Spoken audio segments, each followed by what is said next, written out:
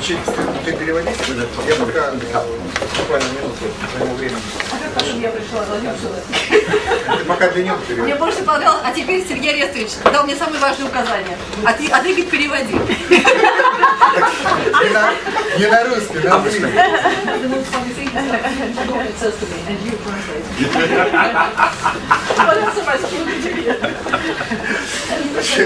Уважаемые доктора, разрешите начать третий семинар Джона Даймонда. Значит, это семинар, который мы готовили для тех, кто участвовал в предыдущих семинарах и знаком с информацией. Вот. Но до начала семинара я бы хотел поздравить Гарри Маркусовича с защитой докторской диссертации на тему, очень секретную тему, которую он потом скажет сам. Вот, он уже выпустил книгу, и у него 2 книги на подходе. В общем, я желаю ему от имени ассоциации, и от организаторов, и от всех, думаю, вас здоровья, благополучия, счастья, 50 внуков, 100 правнуков.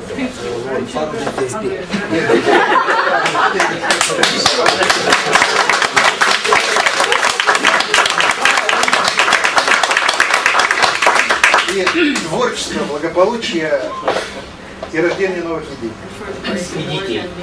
Ну опять.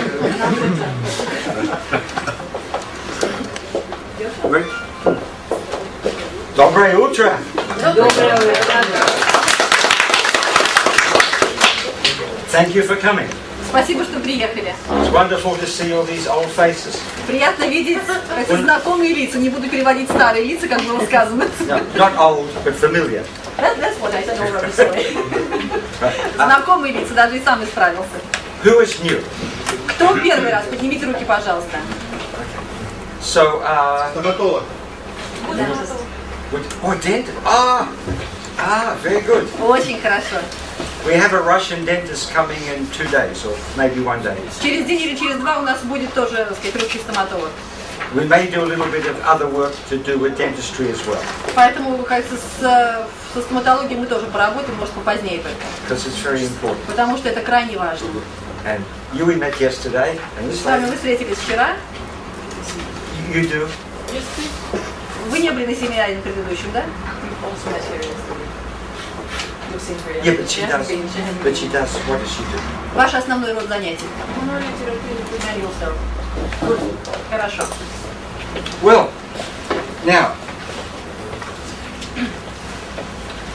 I give many lectures every year.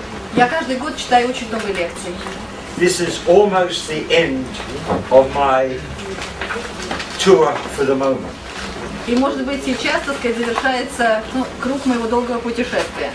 I started off in January Начал в январе in Australia. в Австралии, Then we went to Pasadena, потом были в Пасадене, San Diego, Сан-Диего, San Francisco, Сан-Франциско, Santa Fe, Санта-Фе. all the saints, Все святые. London, В Лондоне, here, then we go здесь, Moscow, Москва, then we go Detroit with ICAK, потом в Детройт на заседание Международного колледжа прикладной кинезиологии, then I go to sleep. а потом спать. But why I say this is because there's one purpose behind all the talks that I give. Зачем я обо всем этом говорю? Затем, что в основе всех моих лекций лежит определенная цель. Sometimes they are to 10 people, sometimes to 50, Иногда 10 человек меня слушают, иногда 50, sometimes to 500 and 1,000. иногда 500, а иногда и 1000. But my purpose is always the same. Но цель всегда одна. And it's not to primarily give you more knowledge, Цель не в том, чтобы дать вам еще больше знания, more left brain facts. больше фактов, которые будут постигнуты левым полушарием. Because basically I want to help you have a new understanding Мне главным образом хочется, чтобы у вас появилось новое понимание. of your patients Понимание ваших пациентов and of yourselves. и самих себя. Because the more you understand yourself, Потому что чем лучше вы понимаете себя сами, the more you will understand your patients. тем лучше вы понимаете своих пациентов. Understanding always starts with the self. Понимание всегда начинается с самого себя. So I hope that in a very positive way, Я надеюсь, что крайне позитивно you will be changed as a result of what happens between us in the next 4 days. вы тоже изменитесь в соответствии с тем, что будет происходить между нами за эти 4 дня. Our brains are filled with facts. Наш мозг заполнен фактами. I'd like you to have some new, good feelings. Мне хотелось бы, чтобы у вас появились новые приятные ощущения и чувства. Okay? Договорились? Is everyone happy with that? Все согласны с таким ходом событий? So I'm hoping that by the time we finish, if not before, you will understand what's going on inside yourselves better than we do now. Я полагаю, что к тому времени, когда мы закончим наше занятие, если этого не произойдет еще и раньше, вы начнете лучше понимать самих себя в результате нашего занятия. And with a relatively small group, Поскольку группа у нас относительно небольшая, and particularly as most of you have had some introduction to my work, и более того, большинство из вас уже имеют определенные представления или получили вводную о моей работе. and of course you've all read my books which have been so well translated and printed in Russia. И, конечно, наверняка вы познакомились с моими публикациями, с книгами, которые были переведены и опубликованы в России с успехом. Thank you. Спасибо, Сергей Арестович. Right. So therefore we can move forward. Мы можем с вами пойти вперед. But the whole purpose is for us all to be positively changed as a result of what we do. Но основная наша цель – это позитивные изменения в процессе совместной работы. It's a ballet.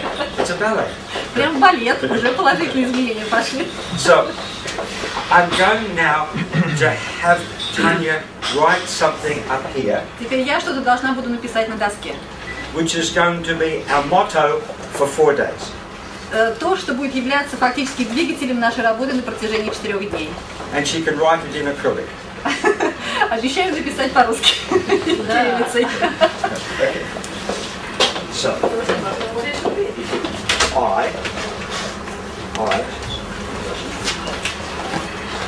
Can you get the whole sentence? I'm enthusiastically, passionately, wholeheartedly and gratefully embrace all my life. Слушайте, у кого в тетрадке... They must have it so that I don't confuse them with new words. Помните, в прошлый раз на семинаре мы писали фразу «Я там что-то такое всем сердцем, страстно принимаю всю свою жизнь». Помните, была фраза написана? У кого-то она есть в тетрадке? Потому что я сейчас могу просто написать чуть иными словами. Я ж... Такой фразы не было. О, Не было. как все У запущено. меня свидетелей очень много здесь. Не было. Я главный свидетель. Была фраза. Не было. Now no one remembers that they had this phrase last time. Not the whole thing.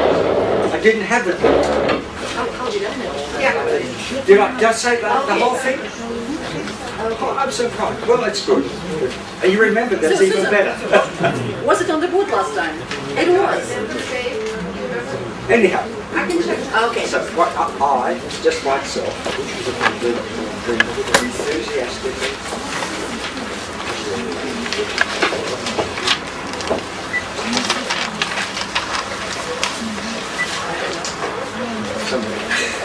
Wholeheartedly, passionately.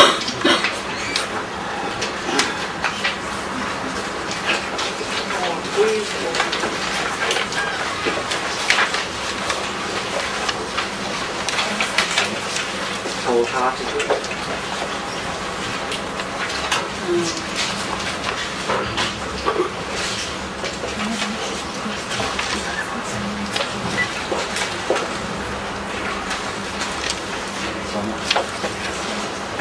And gratefully.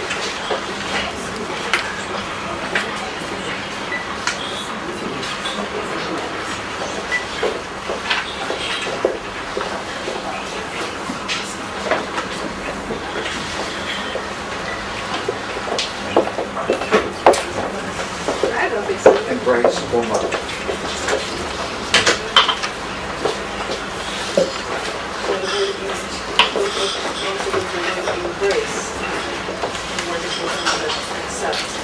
Embrace. So I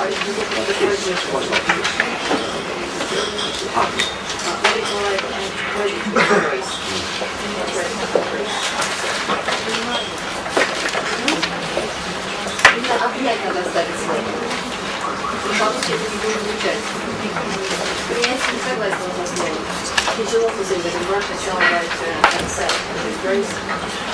Послушайте, пожалуйста, фраза будет не очень, так сказать, русская, потому что должно звучать так. Я с энтузиазмом, страстно, всем сердцем и с благодарностью. И по-английски звучит «обнимаю всю свою жизнь». По-русски мы бы сказали «принимаю», но доктор с этим словом не согласен. Он хочет, чтобы было слово «обнимаю». Если я напишу «обнимаю», конечно, это не по-русски. Нет. Я спросила, говорю, готов объять всю свою жизнь, готов тоже не подходит. То есть это должен быть настоящий момент. То есть я пишу «обнимаю», а вы воспринимаете, то есть поймите, о чем идет речь, хорошо? Хотя фраза не русская, я прошу прощения. Игорь, что предложите? Правда. «Обнимаю» писать? Обнимаю. Да. Это вполне. Объять весь мир, как бы, вот в этом смысле. Да. Свою жизнь, а не весь мир. Ну, мир жизни, Просто не обнимаю, не объять, а объять. Готов объять именно. Не готов, а уже это делаю. Просто что-то у меня... Что не могу подобрать слово. Нет, слово правильно. Если потом что-то придет в голову, я поправлю, хорошо?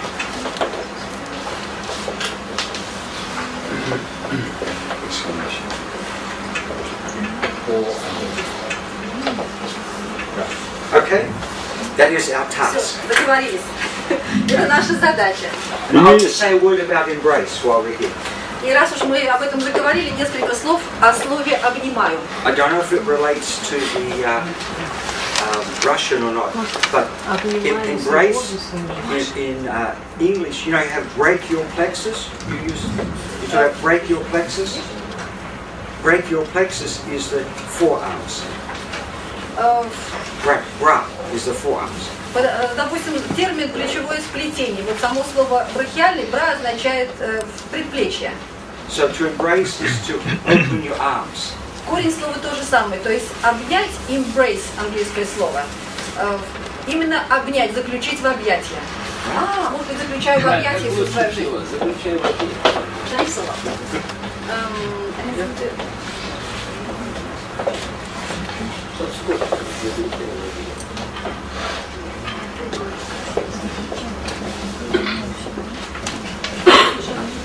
The toilet paper. Give it. Все, спасибо, я уже сделала.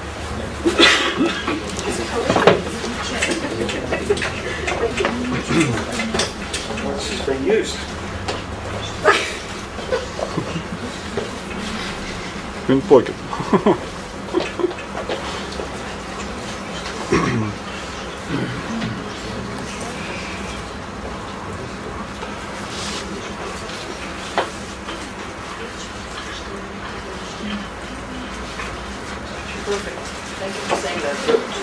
So that is our task. Вот это наша задача. Right. So what I'm hoping, И поэтому я надеюсь, скрестив пальцы, if we all do good enough work, что если мы все с вами хорошо поработаем, when we finish, we will all have this. к завершению нашего семинара мы будем, кажется, ощущать именно то, что написано на доске. And if we have it, И если мы так будем себя ощущать, then we can help our patients to мы have it. сумеем помочь пациентам ощущать себя так же. But if we don't have it, we can't help our patients to have it. А вот если мы сами себя так чувствовать не будем, то и пациентам вселить такое чувство мы не сумеем. So this means that most of us have to change first before the patients can change. Это означает, что большинство из нас должны прежде всего измениться сами. И только тогда мы сумеем помочь измениться нашим пациентам. Now, I don't want to be personal. Мне не хочется, так сказать, переходить на личности. I do not want to be personal. Ни в коей мере. But if somebody is a heavy smoker, Но, скажем, если кто-то много курит, can they have this?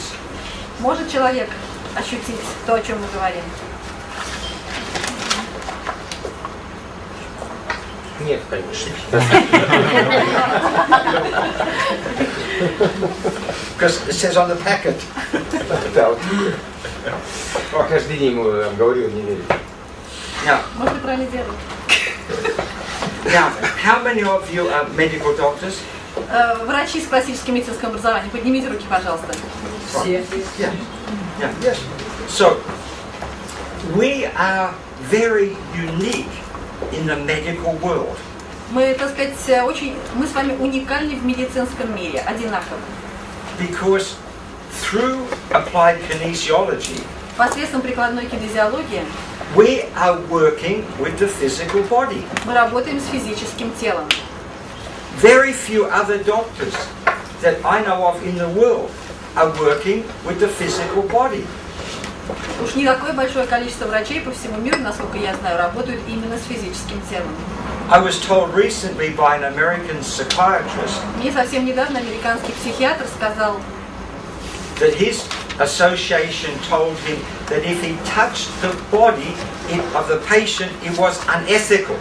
что крайне неэтично, и эта информация ему пришла из ассоциации, из его профессиональной ассоциации, крайне неэтично даже касаться тела.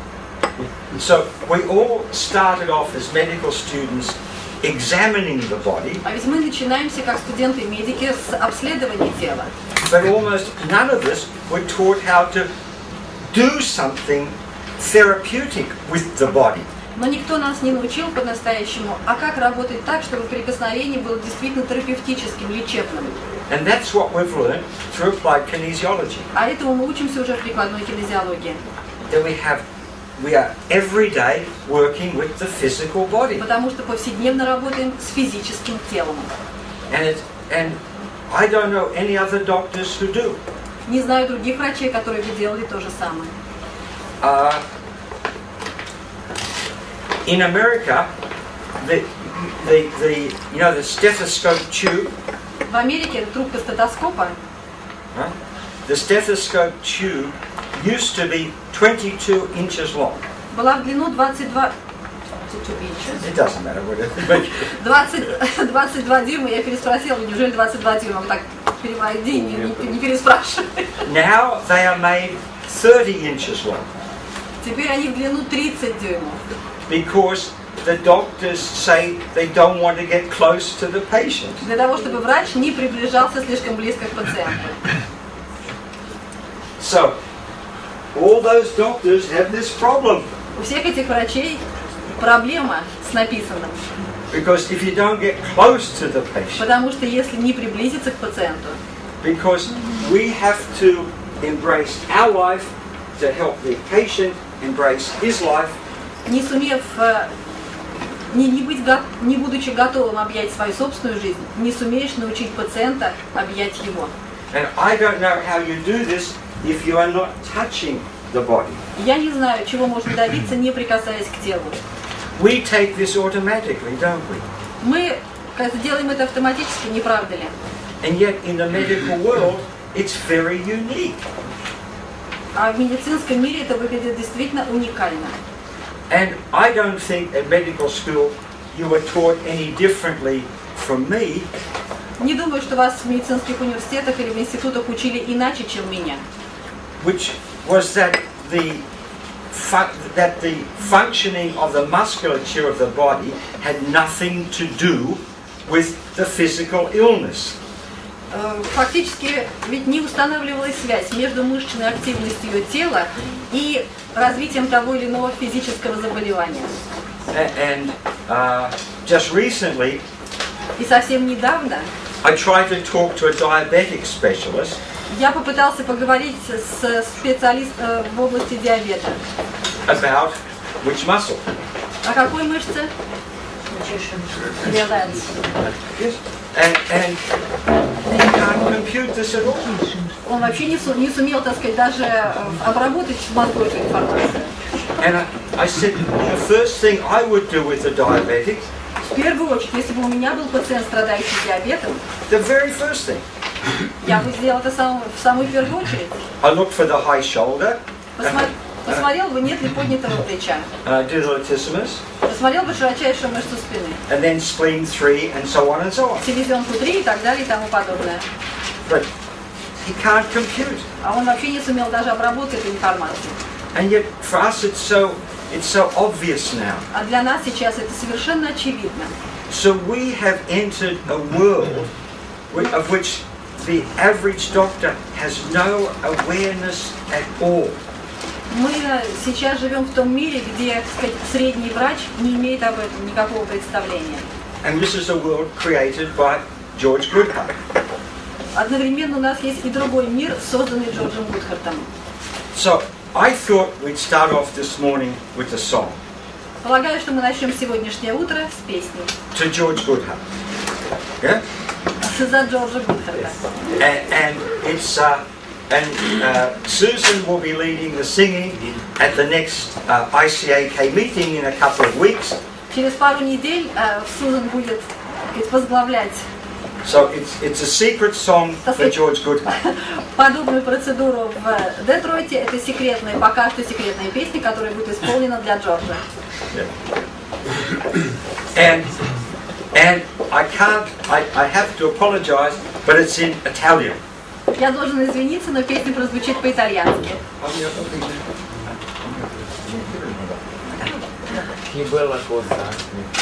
So first of all, she will sing the original, which is from Puccini. Сначала она споет оригинал Пучини.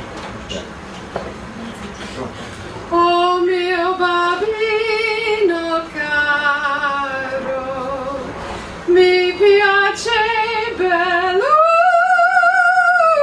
bello. Yeah. And O mio bambino means, oh my beloved father. Первая строчка означает «О мой любимый отец». Okay, so now we're going to do the new version in Italian. А теперь Yeah. новая итальянская версия. So the first line is the same. Первая строчка та же самая. O mio bambino caro. Go. So you say it? O mio Все bambino хором. caro.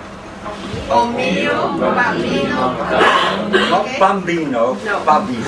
Babbo father. Bambino daddy. Бабино, без «м». Папино, папа. Bab.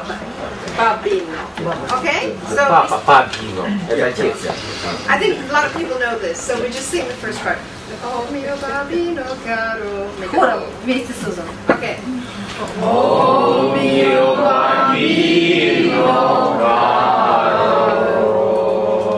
And then we go. Dottore bene core. Which means Dr. Goodhart. И теперь поем «Доктор Гудхарт», но Гудхарт разбивается на две части, так сказать, ну, хорошее сердце, доброе сердце, да? Dottore bene core. Dottore bene core. Okay, here we go. Dottore bene core. Okay, all the way through. А O теперь mio две строчки bambino, вместе. o mio bambino caro, dottore bene core. Okay, here we go. O mio bambino caro, dottore bene core. He wasn't singing. You weren't singing. No, he wasn't singing. Почему вы не поете?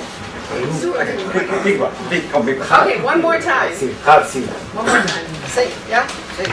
А теперь все с душой. He smokes too much. Okay, here we Used go. to smoke. Used to Used to smoke. Курил много.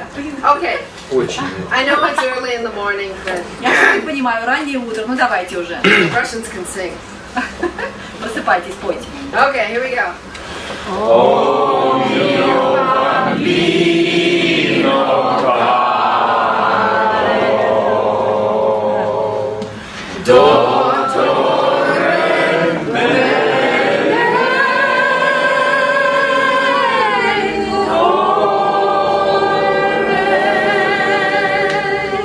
After lunch, they'll have We'll more. do some more practice later.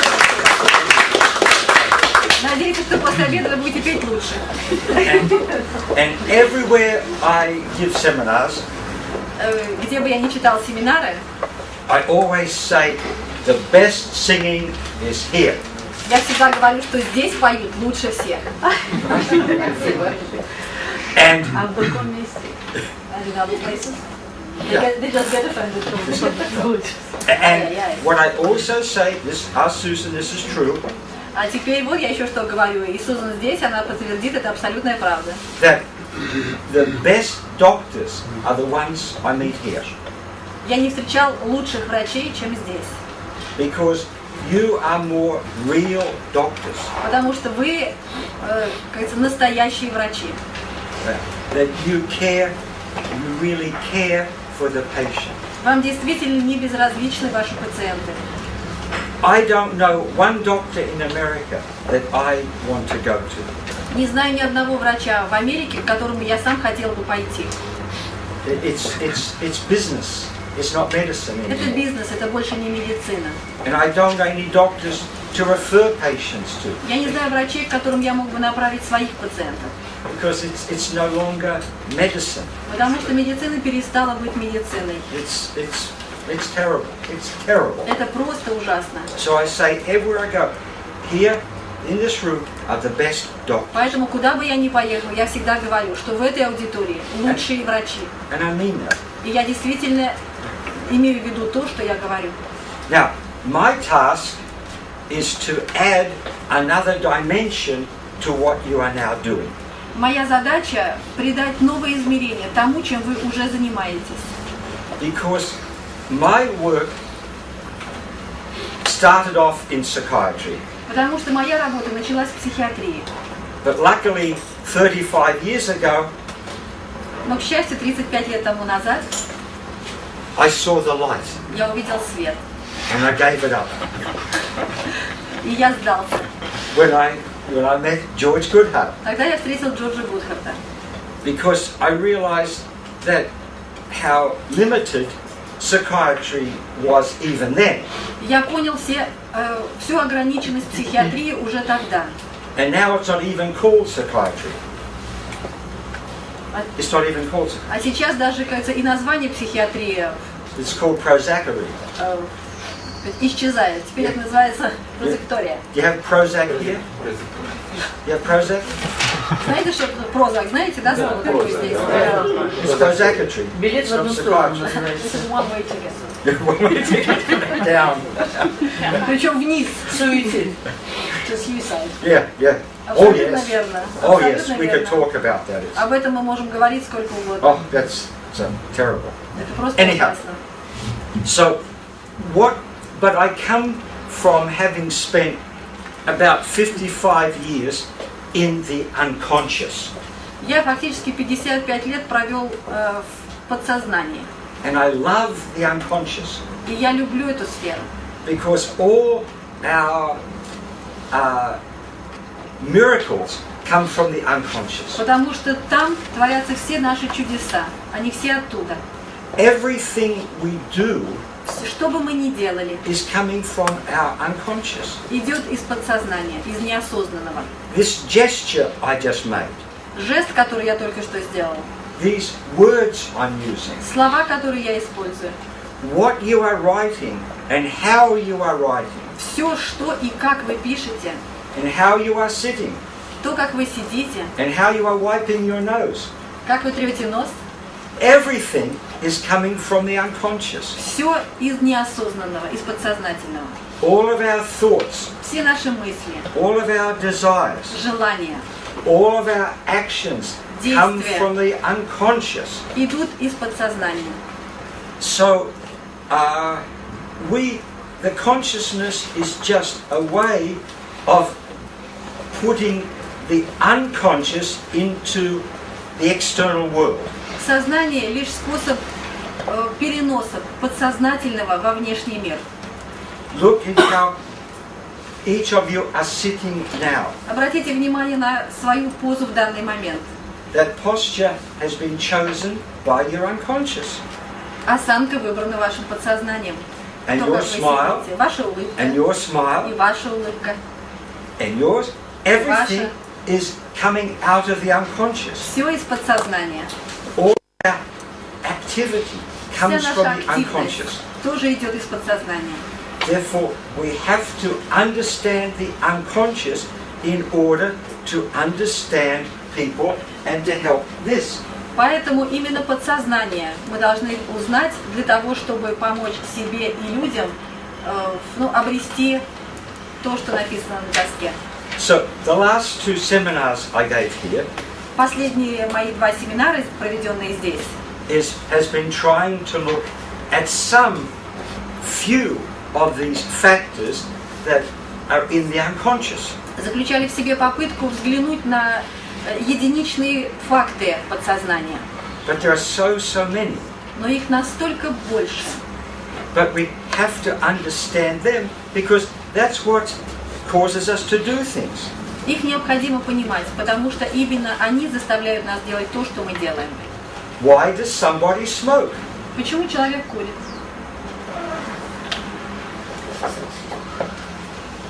Отключай себе Соска. подсознание. Отключай подсознание.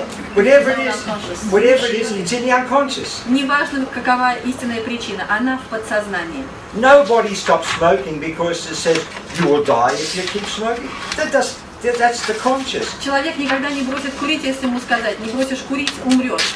It's what's Это happening фраза на inside. уровне сознания, а It's the подсознание unconscious. работает внутри. It's the unconscious, which is determining everything we do. Именно подсознание определяет, что бы мы ни делали. So, and the way to the spirit, which is within everybody, И путь к духу в каждом из нас, is through the unconscious. лежит тоже через подсознание.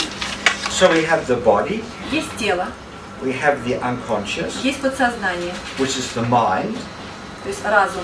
and then we have the spirit, which is the way to them, and which is the way through the unconscious to the spirit. И путь к духу лежит через подсознание. But if we can't be holistic Но если не удается сохранить холистичность подхода, unless we are looking at all three. тогда не удается взглянуть на все 3 составляющие в их взаимосвязи и целостности.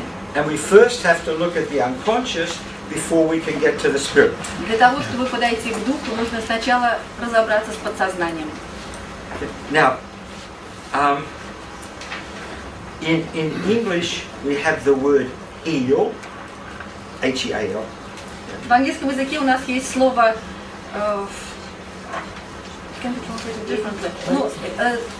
целить. Подождите, я дослушаю все предложение до конца, потому что тогда, может, не будет We понятно. have the word heal and we have the word whole. Есть слово, по-английски, чувствуете, они звучат одинаково. Heal и whole. Whole, you mean whole. Total, yeah. Значит, целить и целое. Oh, this sounds similar in Russian also. Okay. Отлично, мы нашли то, что надо. Целить и целое. Because that means if they come from the same origin, Раз у них одна природа у этих слов, раз у них одно происхождение, корень один по-русски мы бы сказали, да? then it means their meaning is basically the same. Это означает, что и значение у них одинаково. And it's the same in Russian, isn't it? So Целить. what's heal Целить, and whole? целое. Yeah, obviously related. Really? To Right, yeah. целить is to make something a whole. Yeah.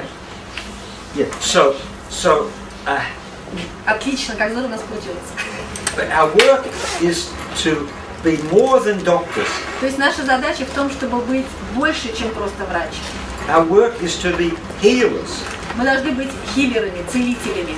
which is examining the whole of the patient То есть мы должны работать с целым человеком в его целостности.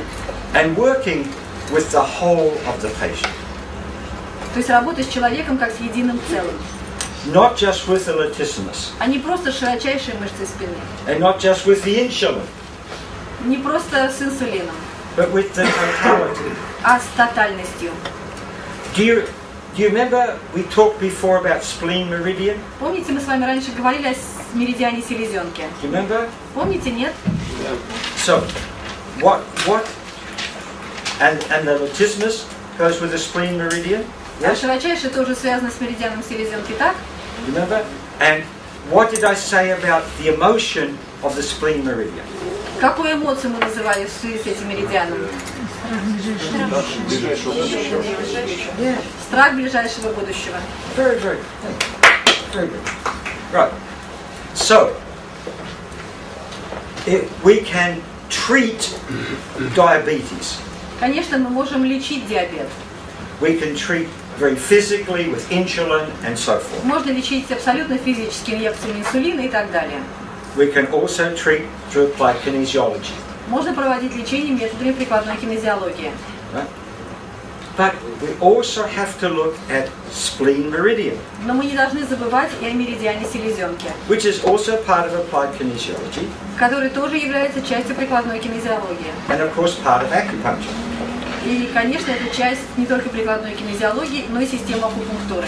But then we have a specific point on the spleen meridian, Но на меридиане селезенки есть специфическая точка, spleen 3, третья.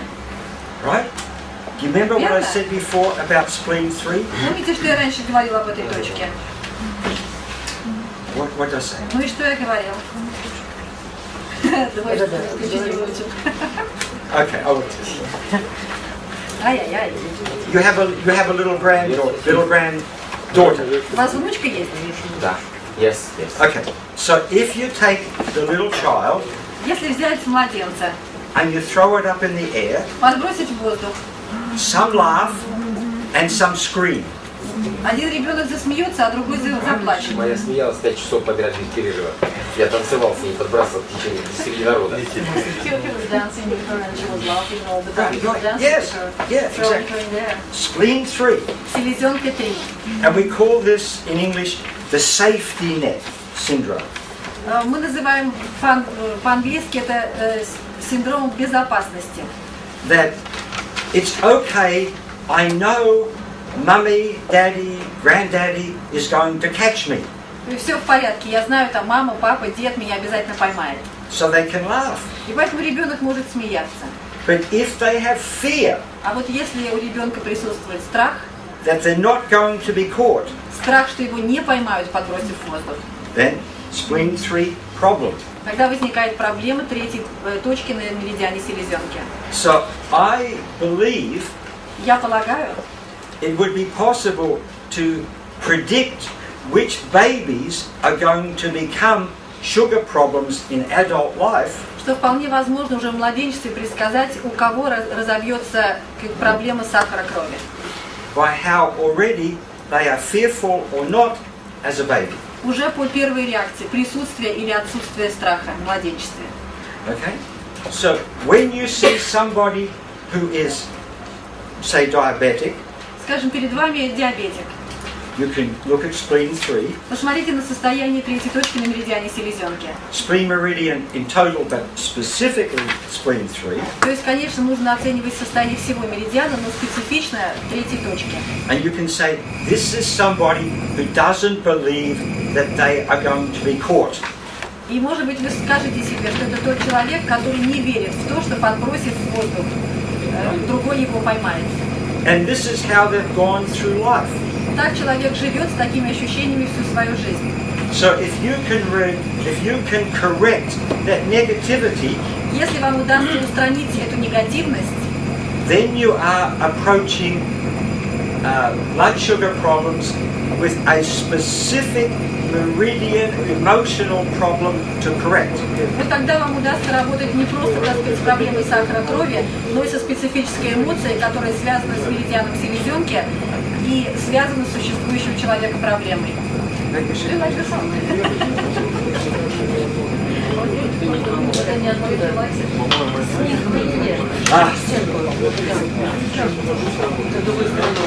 Но нам было слышно отсюда. Отсюда. Закрывайтесь везде. Какие все нервные. За шторкой окно открыто, за шторкой.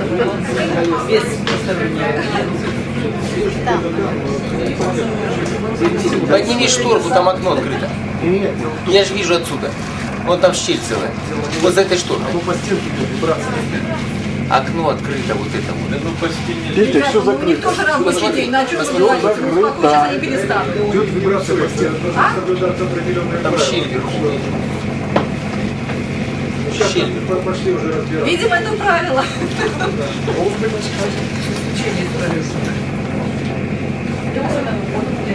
I think just turning on the hot water. Единственное, что мы можем терпеть этот шум, если после него включат горячую воду. Придется привыкать к холодному. Okay. So, Привыкайте к хорошему, отвыкать не придется. so what the medical doctor takes as a purely physical problem, Значит, то, что врач воспринимает как сугубо медицинскую проблему, to be treated, которая должна быть устранена медицинскими средствами, we can see more as an emotional and spiritual problem, мы можем рассматривать как эмоциональную проблему и проблему духа. and looking at the totality of the person, И работать с тотальностью пациента, с we его can then цельностью. heal. Вот тогда мы сумеем его целить или исцелить. So through this combination of bringing the physical and the psychological and the spiritual all together, Соединяя физическое, духовное и умственное вместе, we have an opportunity to have a new understanding of illness, мы получаем возможность по-новому понять болезнь. which no one has ever had before. До этого ни у кого такого понимания просто не было. Let me just remind you of this. Позвольте мне вам кое-что напомнить. For some thousands of years, Тысячи лет тому назад the Chinese have shown the relationship китайцы показали взаимосвязь between meridians между меридианами and organs. и органами. Right? Spleen meridian, Меридиан spleen pancreas, селезенки, lung, and so on. селезенка поджелудочная, ну и так далее. Легкая. That they've had for thousands of years. И это у них существует уже тысячи лет. But the next advance was George Goodhart in 1964. В 1964 году Гудхарт сделал шаг вперед, When he said that the muscle and the organ were related. когда он показал взаимосвязь мышцы и органа. Completely new discovery. Абсолютное открытие. Muscle and organ are related. Мышца и орган взаимосвязаны. And suddenly we realized И вдруг мы поняли, that whenever there's a muscle problem, что когда бы не существовало мышечной проблемы, there will be an organ problem. она обязательно будет сопровождаться проблемой того или иного органа. And whenever there's an organ problem, there will be a muscle problem. А проблема органа обязательно будет сопровождаться проблемой мышцы. And it was possible to treat the organ through treating the muscle. Значит, можно работать с органом посредством мышцы. Absolutely revolutionary. Абсолютная революция. And he should have got the Nobel Prize for this. За это вообще положена Нобелевская премия. Revolutionary discovery. Действительно революционное открытие.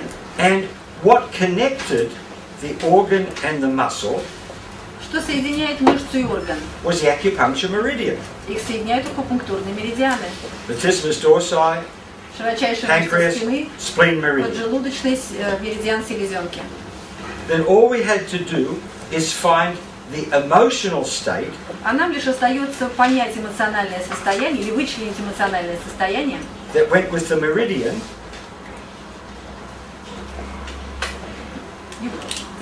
meridian, then we have the three together. Нам нужно только вычленить эмоциональное состояние, связанное с тем или иным меридианом, и вот тогда нам удастся соединить все три компонента воедино. And now we can understand psychosomatic medicine. И вот тогда удастся понять психосоматическую медицину. Because muscles and organs were all related through the meridians, which were related to the emotions. Потому что органы и мышцы связаны посредством меридианов, которые в свою очередь связаны с эмоциями. And then the emotions were determined by the spiritual health of the person. А эмоции, конечно, обеспечиваются духовным здоровьем человека, So now we could состоянием духовного здоровья. be holistic. И вот теперь можно работать холистически. Now we could be healers. И вот теперь можно стать целителями. So let's just go back a little bit Давайте немножко отойдем назад. and say, what is the advantage of having the muscles and the organs connected? why have them connected? Давайте подумаем, а в чем преимущество имеющейся взаимосвязи мышцы и органа? Why have we had this for some millions of years? Зачем нам это? Зачем эта связь существует в теле уже такое огромное количество лет? Long before George Goodhart was born, Ведь эта связь существовала задолго до появления на свет Джорджа Гудхарта. we have this connection between muscles and organs. Связь между мышцей и органом была. Why? Зачем она нам? Why? Зачем? Обратная связь. Информация. This is a feedback. Yeah, but go on. Вы продолжайте с обратной связью, с Информация для того, информацией. чтобы выразить то, что происходит. Для того, чтобы с развитием мышц стимулирует работу Yes. органов. But no, but it's not information. Физической нагрузкой на мышцы работают органы, стимулируют работу органов. В процессе ходьбы и спортивных занятий. Yes. Абсолютно верно. Yes. Абсолютно верно. Yeah. So if we are in a positive energy state, Если мы находимся в состоянии положительного энергетического здоровья, if this is positive, если позитивно то, что... Если фраза позитивна, then when you move the muscle, тогда при движении с участием мышечной активности you are energizing the organ. вы добавляете энергию тому или иному связанному с мышцей Okay. органу. Понимаете? And if your energy is down, А если энергия находится на недостаточном уровне, very down, если она в очень плохом состоянии, when you move если the уровень слишком muscle, низкий, you weaken the organ. при активизации мышцы происходит ослабление органа. Okay? So someone who's using his body correctly Если человек использует тело правильно, is energizing all of his organs. он добавляет энергию каждому своему органу.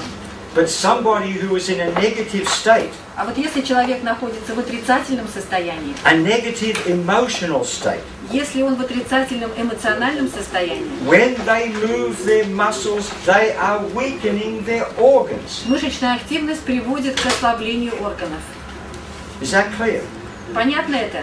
That's why it's so important to get this right. Поэтому настолько важно правильно, так сказать, понять и принять написанную фразу. Okay. Somebody. Выйдите, пожалуйста. It's very simple. Все очень просто. Телефон оставь. Just walk up and Походите, пожалуйста. keep walking. Ходите. Ничего не делайте, просто Now- ходите. Is there any muscle of his body he is not using? Есть неработающие мышцы в теле. He's using every muscle, isn't he? Правая ногтисная. Well, You're saying right legs. yes, but no, I don't mean diagnosis. Нет, сейчас, пожалуйста, мы диагнозов не ставим. But walking involves every muscle. Ходьба как таковая вовлекает в работу все абсолютно мышцы. From the eye muscles all the way down to the feet От muscles. мышц глаз до мышц стоп. All right? Верно? So every muscle. Спасибо. Here. So every muscle is involved. Вовлекается в работу каждая мышца. So if this is positive, Если фраза позитивна, every organ will be activated by каждый орган the movement. активируется при движении. But if this is badly negative, А вот если состояние крайне негативно, then just walking will de-energize the organs. когда ходьба приводит к энергетизации органа, то есть уровень энергии органа понижается. But we have been given this power to treat ourselves every moment by muscle movement. Нам дана эта сила, эта мощь для того, чтобы мы каждую секунду своей активной жизни, каждым мышечным усилием себя лечили. And that's the secret that had been there for millions of years that George Goodhart got onto. Этот секрет существует миллионы лет, а Джордж Гудхарт просто открыл его. Okay. Now,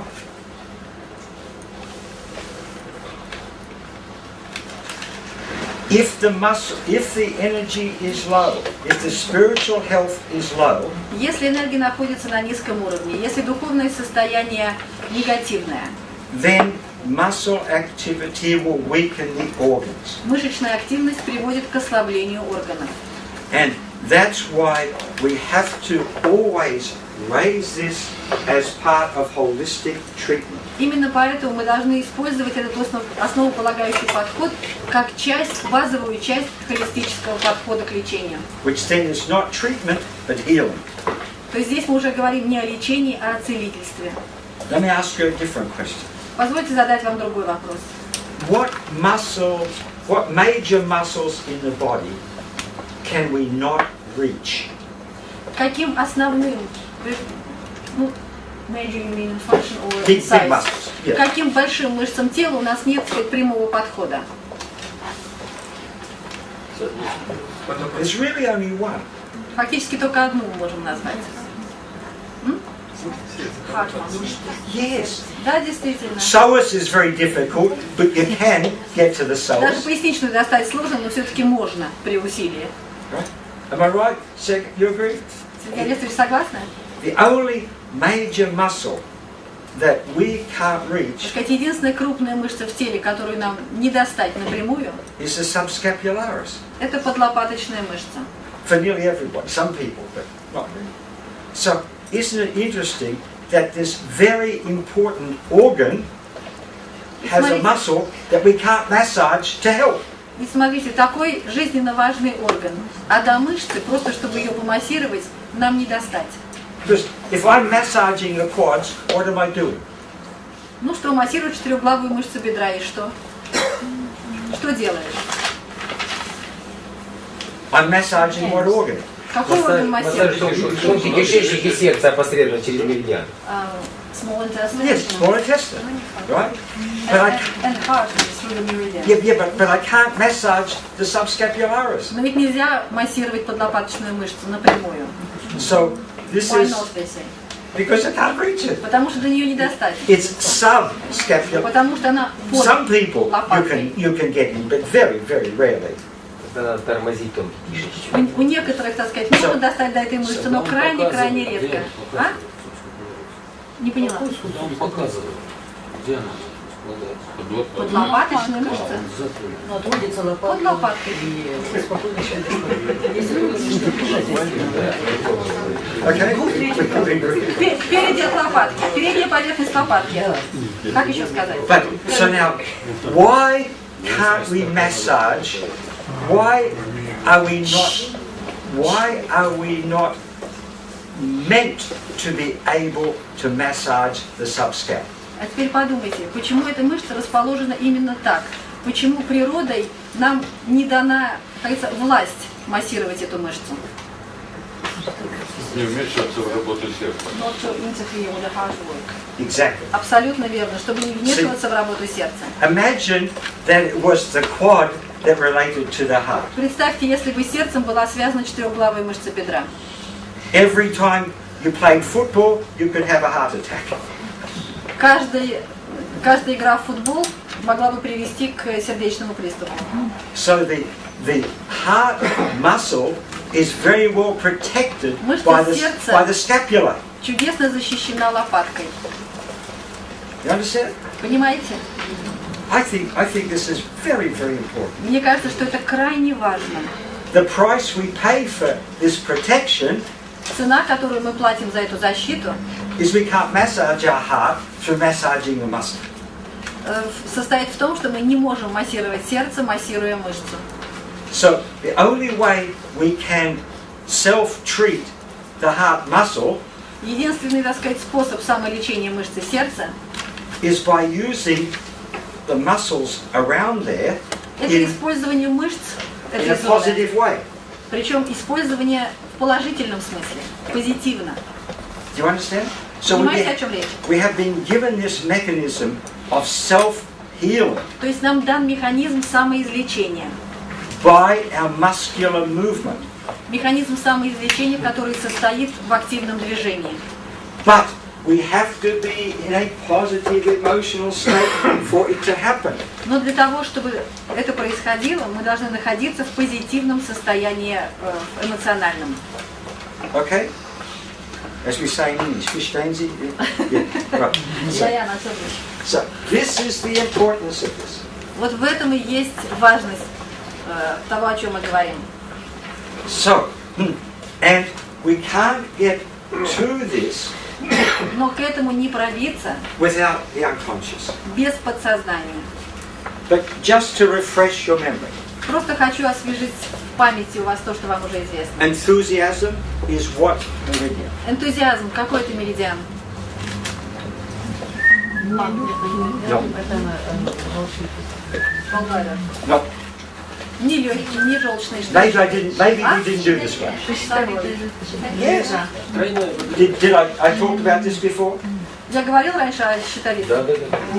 Нет, тройной обогреватель. They say yes and no, whatever. Yes. So let me refresh your mind. Ну, давайте просто освежим это в памяти.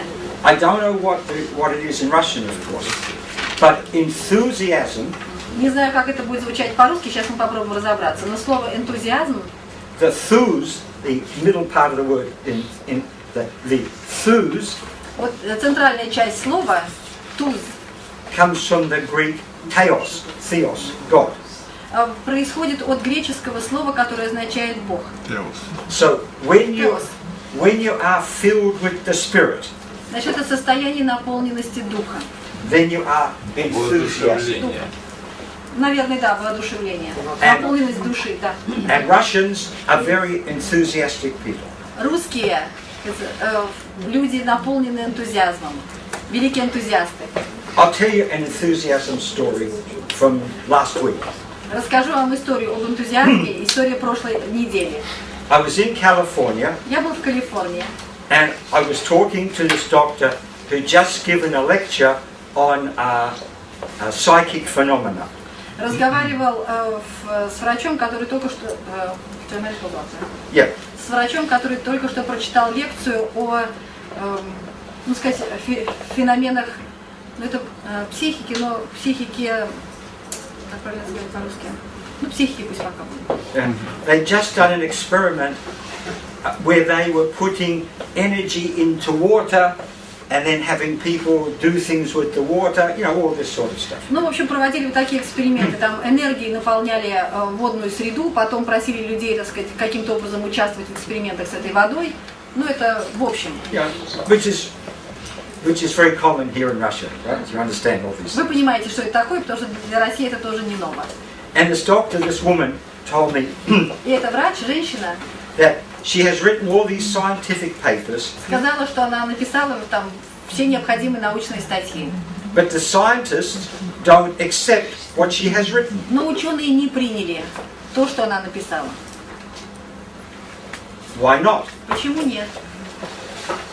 So, the first question, we go back to Freud. Первый вопрос. Возвращаемся к Фрейду. Because Freud said, often in the unconscious, Фрейд говорил, что часто в подсознании things can be very different to what we think in our conscious mind. все выглядит иначе, чем в сознании. You know, how many times you see a woman, black eyes, her husband's been hitting her, И сколько раз, как видишь женщину, побитую мужем, с синяками под глазами, and he says, I really love my wife. а он говорит, я ее так люблю. Well, perhaps other way around. Почему по-русски бьет, значит любит? What they say, perhaps reversed. То есть, может быть, здесь просто есть реверсия. Yeah. This is very Russian, because in Russian we have a phrase, if he beats you, means he loves you. Yeah, exactly. This is very Right, Russian yeah, phrase. yeah. Or what about the person who's smoking a cigarette and he says smoking is good for you. Или человек курит и говорит, что курение это так здорово. Perhaps reversed. Тоже может быть это I'm giving you a hard состояние. time. Я вам не дам покоя на этом семинаре. And so very often perhaps reversed. Очень часто это состояние реверсии. So what this woman wanted, this researcher wanted me to do, То есть, что хотел от меня эта женщина-исследователь? was to look at why, to examine these doctors, why they wouldn't accept what she had written. Она хотела, чтобы я помог ей понять, почему другие не принимали результатов ее исследований. Right? But I thought, perhaps reversed. Я подумал, может быть, это тоже реверсия. Let's examine this woman, whether she really believes it herself. И я решила, надо обследовать саму эту женщину-исследователя. Может быть, она сама не верит в то, что она написала. So instead of testing the audience, I Вместо tested the того, чтобы speaker. тестировать аудиторию, я стала тестировать лектора. And in spite of this woman having written many papers И несмотря on на то, что она очень psychic много phenomena, написала по явлениям психики, in her unconscious, she didn't believe. в подсознании она сама не верила в написанное. Well, if you don't believe it, how can you get А the если other ты сам в people это to не believe? веришь, как же ты можешь заставить поверить друг друга? The same thing. If you don't believe the patient can get better, То же самое. how can you help the patient to believe he can get better? Если ты сам не веришь в то, что пациент поправится, как же ты можешь внушить ему эту мысль? So, and when I examined this researcher, why she didn't believe it herself, Мы стали смотреть, почему она не верила в результаты своих собственных исследований. it related to enthusiasm. Оказалось, что это было связано с энтузиазмом. Now, every child is enthusiastic. Каждый ребенок энтузиаст. Children are filled with enthusiasm. Они просто наполнены энтузиазмом. But if a person has this problem, it means there's been a trauma to their unconscious which has killed it. А если у человека возникает с этим, с написанным на доске утверждением, проблема в дальнейшей жизни, это значит, что человек перенес какую-то травму, которая убила в нем эту веру. And in her case, it goes back many years. В случае этой женщины-исследователя, проблема уходила корнями в прошлое. When she was practicing to be a concert pianist. В то время, когда она училась на концертмейстера. And she was given a very bad criticism. Ее, может быть, незаслуженно критиковали. So she stopped playing. Она перестала играть. And took up research instead.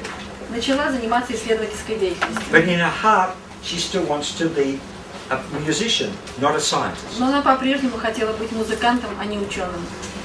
That's enthusiasm. Это энтузиазм. Okay?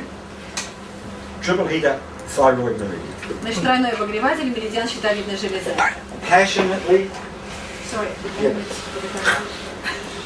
Извините, минутку, чтобы... Достичь значительного положительного эффекта хорошим протектором, то есть защитником от побочных действий данного препарата.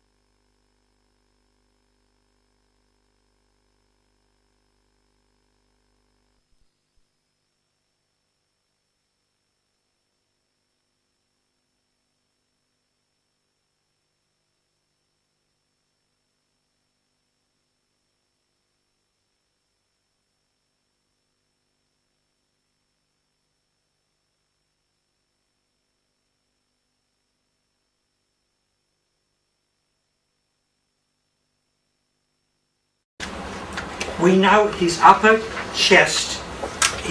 Look, can you see how his chest is held? Посмотрите на грудную клетку. Посмотрите, насколько замкнута верхняя ее часть. It's affecting both teres minor. Значит, обе малые грудные мышцы подвергаются воздействию. Latissimus dorsi. Широчайшие мышцы страдают. And left latissimus dorsi and a right subscap. И страдает правая подлопаточная мышца. Левая широчайшая. And muscle activity should be correcting all of these things. Мышечная активность должна все это корректировать. So we know he's going to have problems with these criteria. Иначе у него будут проблемы, мы это понимаем, с теми критериями, которые на доске.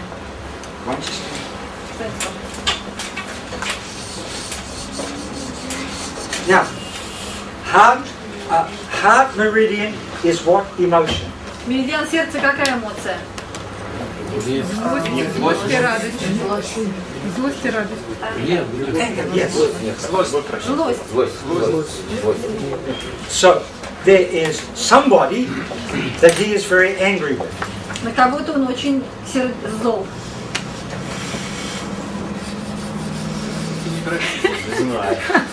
Doesn't know. Oh,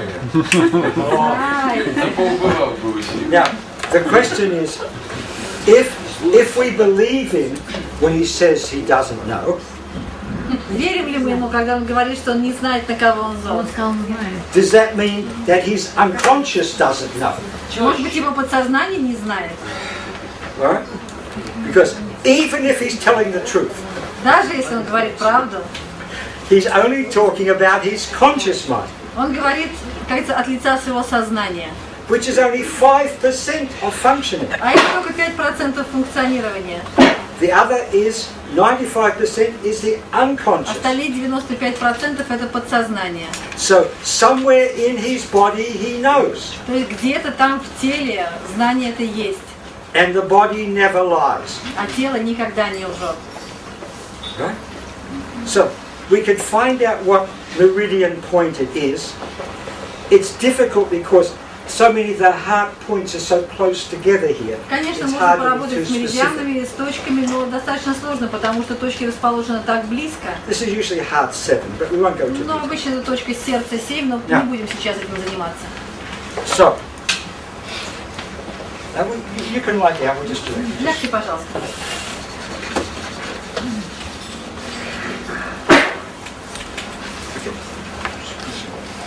Okay, so here we are. Here's right subscap.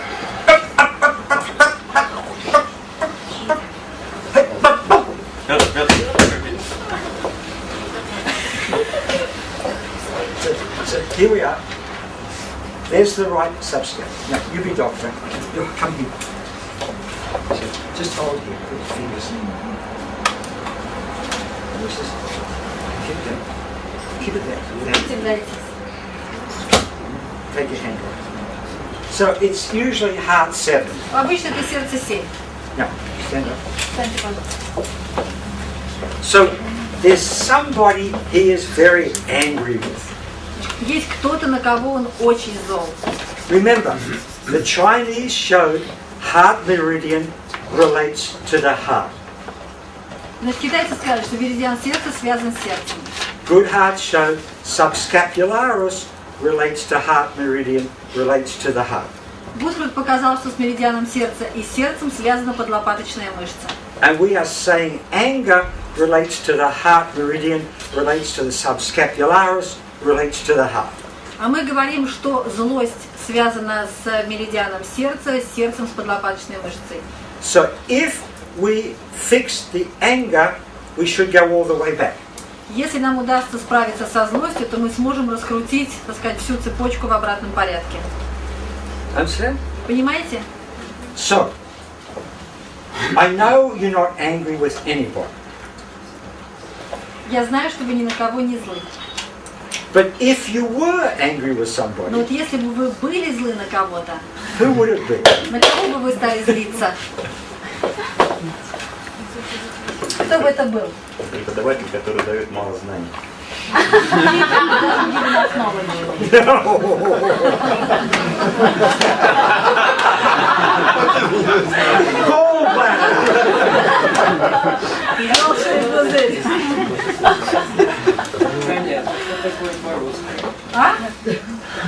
Транслейт. Мне мама не разрешает такие слова говорить. It says, Tanya translates it, my mom doesn't allow me to say words like this. So, we can find out, but is he telling me he doesn't want to know? Говорит ли он о том, что он не хочет знать? Да. Is that what you're saying? Or you want me to find out? To help you to be fixed? И вы хотите, чтобы я выяснил, чтобы помочь вам избавиться от этого? Ну, хотелось бы. Would like. You would like to. That's true. I test you for that. Правда? Протестировать вас сначала. Alright. So now we do something interesting. А вот теперь будет интересно. I need a normal doctor to come up. Ну, так сказать, нормальный врач, выйдите. I said normal. I was not thinking of you. Я сказал нормально, я вас не имел в виду. Faculty officer. Good.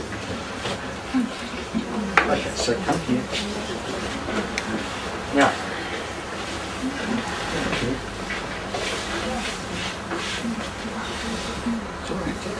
Все хорошо, не волнуйтесь. It's okay. Все So, будет we хорошо. test you. Now, look. Look in his left eye. А теперь смотрите ему в левый глаз. He's strong. Сильные Look мышцы. in his right eye. Правый. And he's weak. Look in the right eye. Правый, смотрите, мышца ослабла. And he is weak. Okay? Look in the left eye. Левый смотрите. Look in the right eye. Правый. So, now we need the mirror. Зеркало. Here it is. You hold this. Держите. You look in this eye. В левый глаз смотрим. You look in the Правый. Incredible, he says. So, this is what we call, we've talked about this before, we call this the inner flame problem.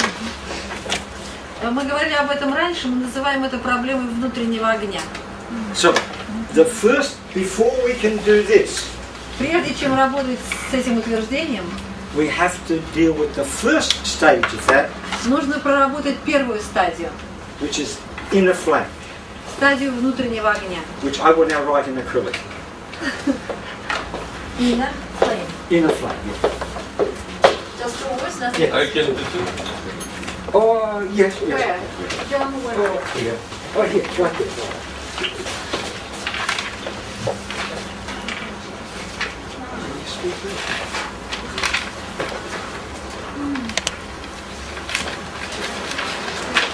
Can you all understand? Can you all read that?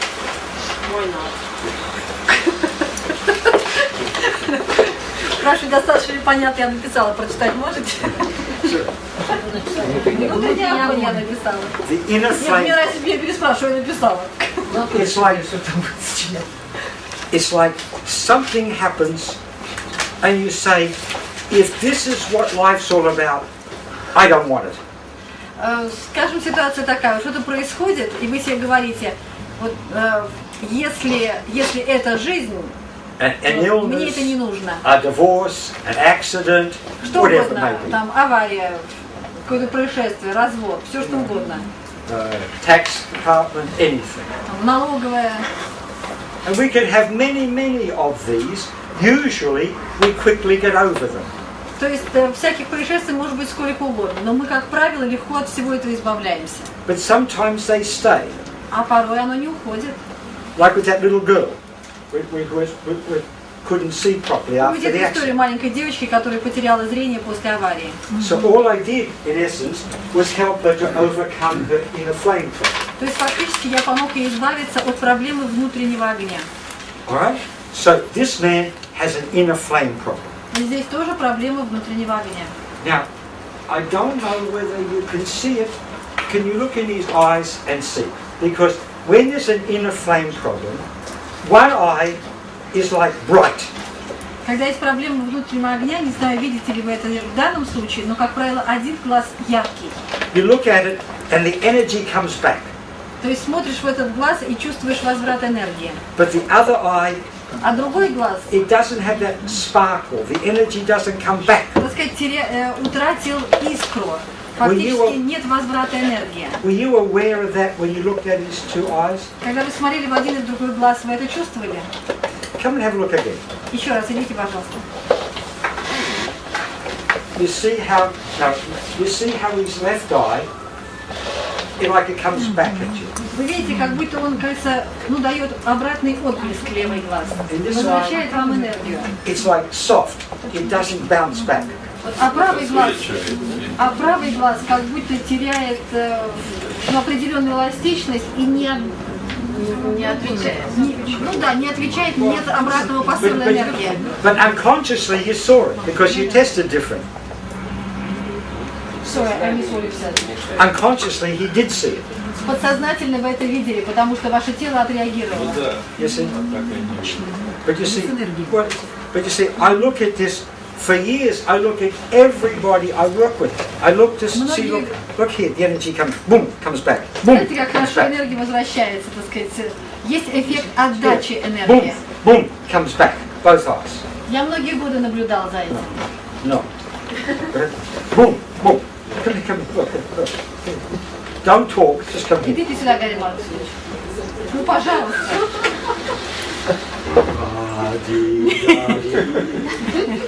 Ну, Гарри Марксович, ну, пожалуйста, выходите. I beg your pardon. You've got a heart. Do you want them to see your eyes? Выходи, тоже начинай. Look, take your glasses off. Очки снимите, пожалуйста. See, just have a look. You see how the eyes, both eyes have sparkle. Boom, Смотрите, boom. искра и в том, и в другом глазу. Видите? It's like you put energy at the eye, boom, it comes straight back at you. Мгновенный эффект отдачи энергии. She's the same. Здесь такие же глаза. This is good. Это хорошо, это очень хорошо. No. See how, boom, boom, the energy comes back. Видите, то же самое, отдача энергии. Do you see that? Видите? Okay, have a seat. But this one, you see the left eye. А здесь левый глаз. The left eye, the energy comes back. The right eye, it doesn't come back. That means he has. Левый глаз действительно дает отдачу энергии, а правый нет. Это проблема внутреннего огня. And we all pick that up unconsciously. Мы все подсознательно это Which is what выявляем. this doctor was doing. То же самое, что получилось в вашем случае. And he will even test that way himself with the mirror. И он сам, его собственное тело тоже выявляет эту проблему, когда используется в тесте зеркала. So I look at everybody. I've done this for many years. Я много лет этим занимаюсь, смотрел в глаза каждому. And you can see who has the problem. Сразу видно, у кого есть проблема. Right? I've been doing that testing now for 35 years. Я, наверное, 35 лет уже этим занимаюсь. Up. You talk, you come up. You talk, you come up. Будете разговаривать, будете стоять здесь. I got him. Right, yeah. So now, if we test him now, Если протестируем его сейчас, this is too much yet. пока вот это утверждение, что говорится, слишком объемно для него. So we just start with the elementary test. Начнем пока с элементарного теста. Keep it up. Сопротивление. We just say, I want to be healthy. Скажите, я хочу быть здоровым. Я хочу быть здоровым.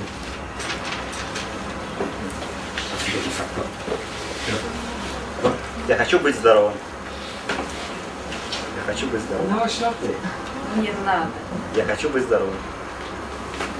So now, what alarm point should we therapy localize? Какую сигнальную точку надо терапевтически локализовать?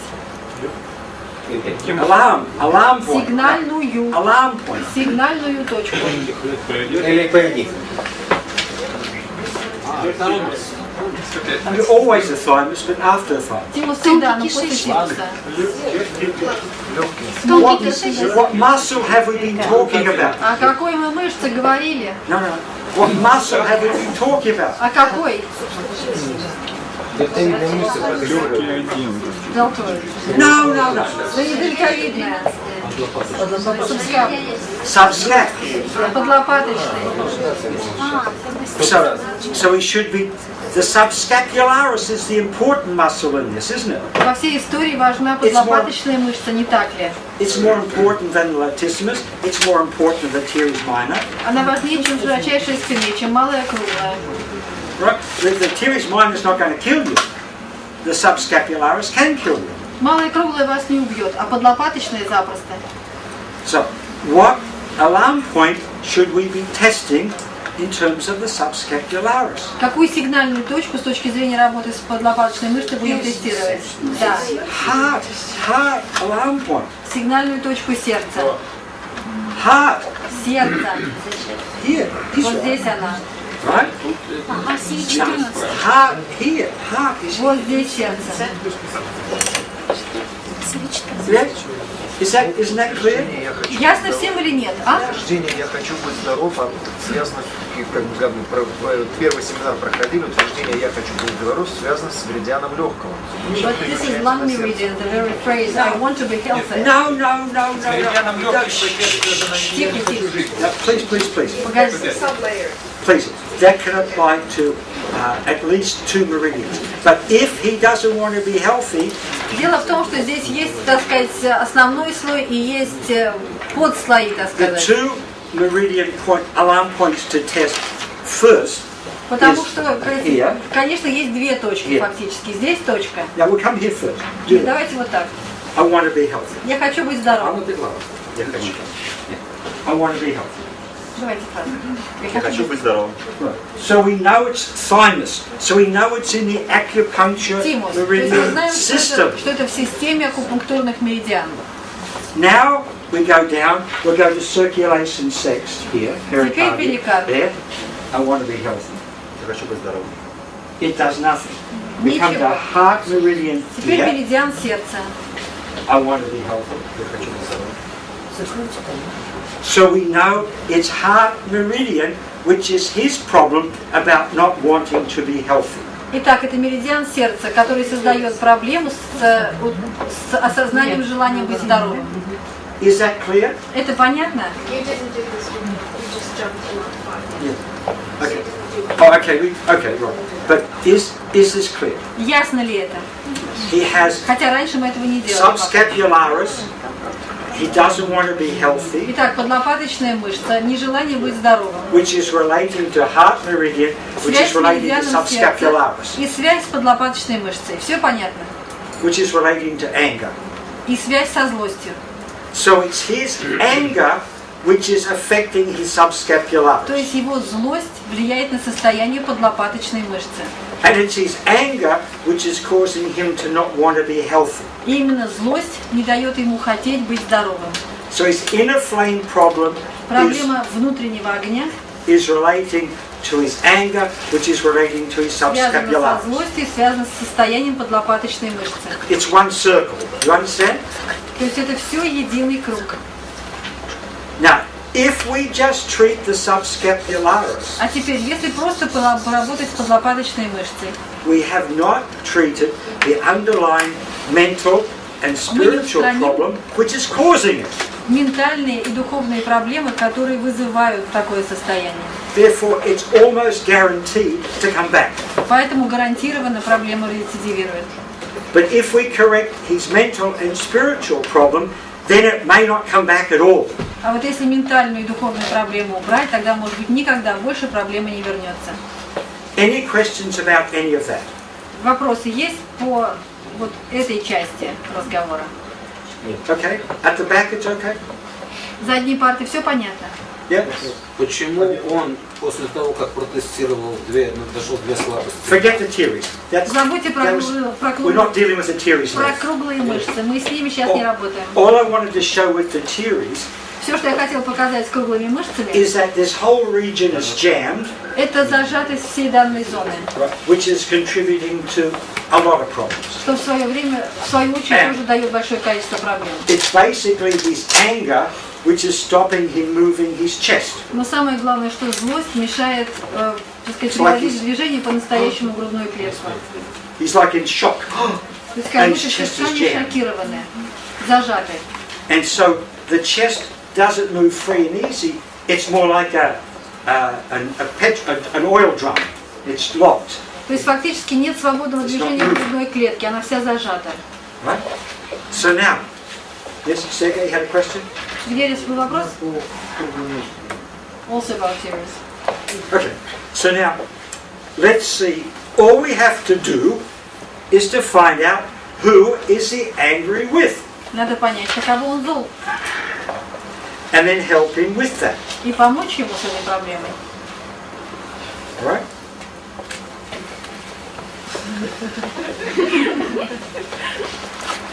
Come on, tell us. Ну давайте уже рассказывайте. Колись, колись. На кого вы злы? Рассказывают. We have 15 minutes to lunch. У нас 15 минут до обеда.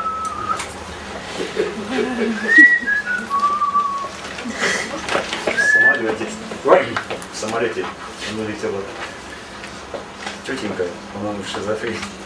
Она сидела со мной, и все ей было не нравилось. То я сижу как-то задеваю ее, то ее толкаю. Я вызвал стюардессу, говорю, можно мне другое место сесть? Она меня пересадила, ну, может тогда она бабушка так думает. А когда это было? В детстве? Да вот, когда сюда летишь. Я так думаю. Это не та проблема. Я не скажу, где.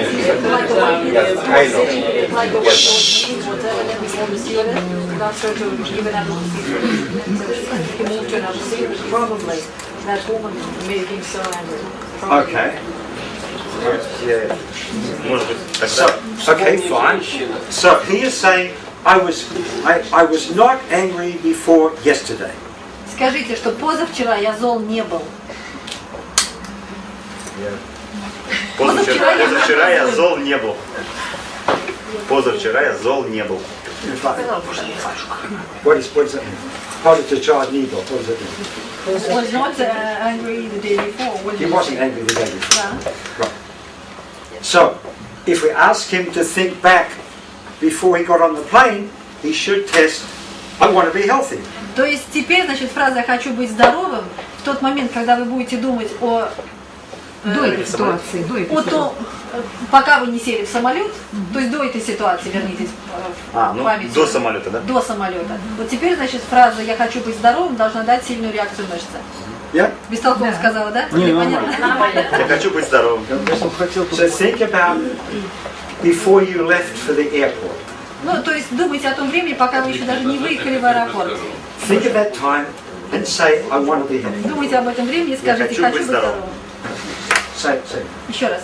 Я хочу быть здоровым. Нет, конечно. Да-да-да-да.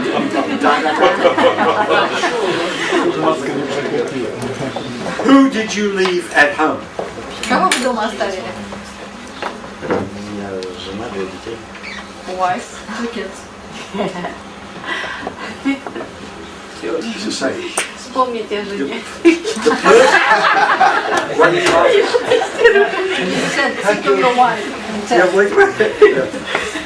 You think of your husband. Вы думаете о своем муже лучше.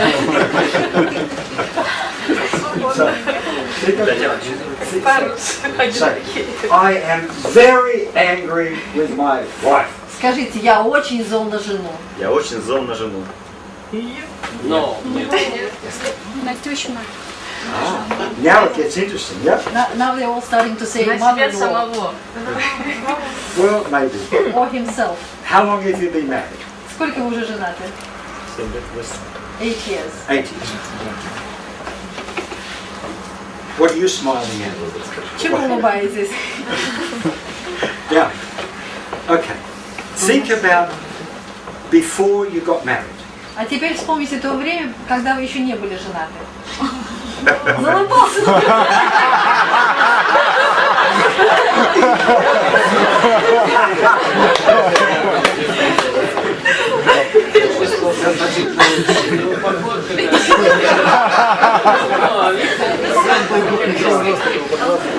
Я хочу быть здоровым. Тихо, тихо, тихо. Я хочу быть... Чуть пониже руку. Я хочу быть здоровым. What's that? What's that? I want to be healthy. When is he thinking? Before marriage. Before he got married. Think about the day he got married. А теперь вспомните день свадьбы. Я хочу быть здоровым.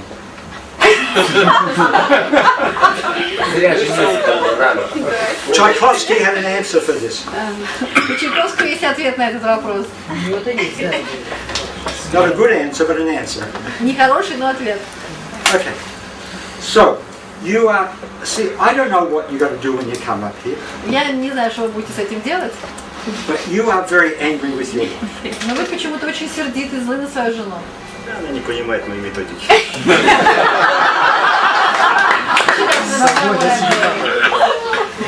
Пробуйте другие. Я прямо борюсь постоянно. А вам надо, чтобы она понимала? Я не понимал, ну хоть принимала, хоть так. Хотя бы не нападала. Она врет. She's very aggressive about the methods he uses. What methods? О каких методах идет речь? Борьбы. Банально взял. Wife kinesiology. Methods at home or methods at work? Вы имеете в виду методы, которые вы применяете дома или на работе? Я очень много работаю, и очень много большая у меня клиентская база. И дома у меня практически He нет. works a lot and he has a big practice and he's almost never at home. Раздражена постоянно. And the wife is almost always irritated. Irritated because you are doing kinesiology or because you're not home? Раздражена тем, что вы занимаетесь прикладной кинезиологией или потому что вас дома никогда нет? И прикладной кинезиологии, и дома нет. But if you don't like her, she should be glad you're not home. Но если вы ее не любите, она должна быть счастлива, что вас нет. Я люблю своих детей. Мы тебе навесу задаем. He says he loves his kids, but he doesn't see them a lot. Now, Ну мало говорит. Now, as I said, the whole purpose of these 4 days is for you to come to a new understanding of yourself. Задача 4 дней помочь вам лучше понять самих себя. Okay, fair enough. Now, here's a newcomer. Он новичок, He's a virgin. He's a diamond virgin. девственник. It's a joke. So, is it okay with him if we take it further? Можно пойти дальше, не возражаете? There's nothing against. So, who did you really want to marry? На ком бы вы действительно хотели жениться? Who was your girlfriend before your wife? Вспомните подружку до жены. Remember? She had a name? Имя есть у нее? Да, that's a funny name. Марина. Марина. Marina. Okay. So, I wish I was with Marina. Жаль, что я не с Мариной. Жаль, что я не с Мариной. Еще раз. Жаль, что я не с Мариной. Resisting. Не сопротивляйтесь. Сопротивляйтесь как следует. Марина номер 2. Жаль, что я не с Мариной. Okay. Еще раз. Жаль, что я не с Мариной. Yeah. So, this gets complicated. Теперь это становится сложным. But I can't help it. People are complicated. Но с этим ничего не поделать, потому что люди существа сложные. So, he wants Marina back. Он хочет, чтобы Марина вернулась. So, this is one of the chief reasons for marital problems. Это очень важные, так сказать, причины проблем брака. You've got to be free of everyone else before you take up marriage. Ведь для того, чтобы жениться, сначала нужно освободиться от прежних связей. So if he had come to me before he got married, Если бы он пришел ко мне до женитьбы, we have to get rid of the Marinas and the this ones and that one. мы должны были So he's сначала clean избавиться for от the Марины и marriage. всех остальных для того, чтобы он был чист для новых отношений. Understand? Понимаете? But Но there are two reasons for wanting Marina. две причины, по которым ему хочется вернуть Марину. One is that he still loves her, Во-первых, он ее любит до сих пор. however real that may be. Неважно, насколько это реально, he says he doesn't. No. And the other one is, he's still angry with her. И он по-прежнему зол на нее. На кого? На Марину. За что? Вот for. I don't know, I wasn't there. Я не знаю, меня там не было. Они даже не вспоминают. So this is not a problem between him and his wife. То есть это не проблема между ним и его женой. This is a problem between this image of this woman who is still between him and his wife. Проблема в том образе женщины, который по-прежнему стоит между ним и его женой. That means yes. Says so. So, if he can let Marina go, Вот если он сумеет Марину отпустить, then he can embrace his wife, сумеет обнять свою жену. and then the subscapularis will test strong, И вот тогда подлопаточная мышца протестируется сильной. and he will have a better understanding of himself Он будет лучше понимать себя сам and of his patients. и своих пациентов. Okay? So what was the worst thing she did to you? Марина, самое плохое, что она вам сделала? Nothing. Мы даже ничего просто. Мы не встречались. What did you say? Мы даже. She said, oh, nothing, really nothing. How did you separate? А расстались вы как?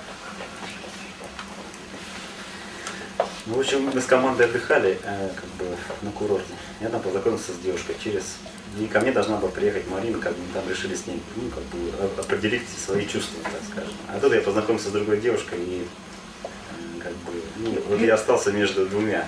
Скажем, одна приехала, а другая здесь. He was on vacation and really expecting Marina to come to talk about their relationship. Before she came, he got to know another one. And so when Marina came, he was in between those two. Я спросил свое сердце, свою душу. He asked himself, his soul, his heart, whom Потому что to как бы choose. был такой период, что и там, There и was тут. a kind of And how did he she and act there. when you told her? Произошел случай, наверное, знаменательный. То есть А. произошло событие, And there was an event, really significant one. ну, нехорошее событие, там случайность, Well, как бы Марине пришлось уехать. Well, Не от меня. something happened which had nothing to do with him, but Marina had to leave. She had Я to понял, go. что это сигнал, и And he took it as a, you know, через 2 дня мы повенчались, Signal from и above. свадьба, вся команда наша сыграла. and very quickly he got Больше с Мариной married. не встречались. And never saw Marina again. Yeah. Did you want her to go? Did she want to go? Did he want her to go? Хотели, чтобы она действительно ушла, уехала? Ну да, наверное, да.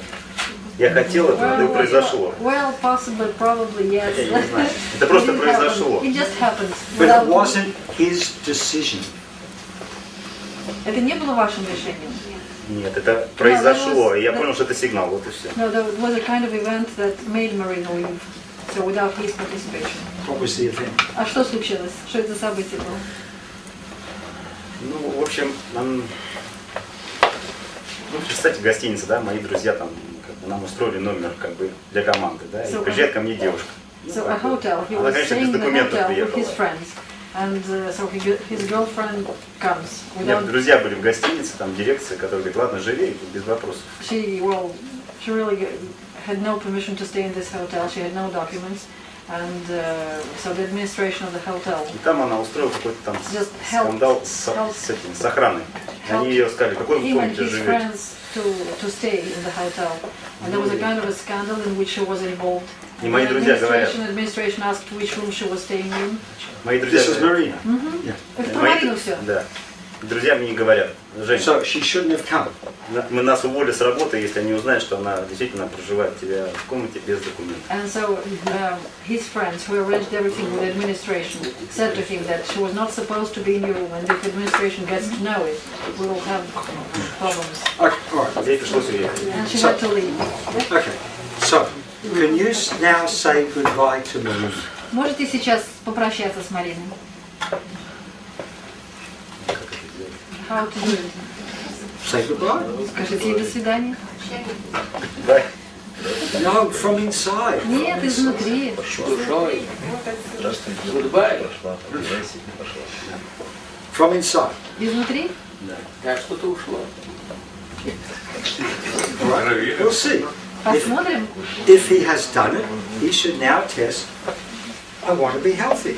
Если он действительно сумел с ней попрощаться, And фраза «я has, хочу быть здоровым» должна дать силу. and the eyes should then test, right? И глаза должны давать одинаковую реакцию. And the subscapularis И should. подлопаточная мышца должна измениться. So we'll see. Посмотрим. Я хочу быть здоровым. You see, look, I'm looking at his eyes. Come back here. Вернитесь, пожалуйста. There, look at his left eye. Смотрите в левый глаз. Now he sees difference. Yeah, you see? Увидели разницу, да? Вижу, теперь вижу. Оба глаза светятся. You see, look at his right eye now. Правый глаз, смотрите, пожалуйста. You see? And look, look, it's alive. Увидели? Can you see that? Глаз ожил.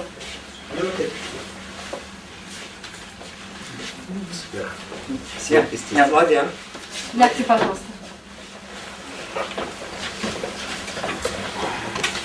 What muscle are we testing? Какую мышцу будем тестировать? Why are we testing the Почему мы subscapularis? тестируем подлопаточную мышцу? Сердце звук. Посмотрим. Сопротивляйтесь. Did you hear that? Слышали звук? Глаз. Вставайте. It was fantastic.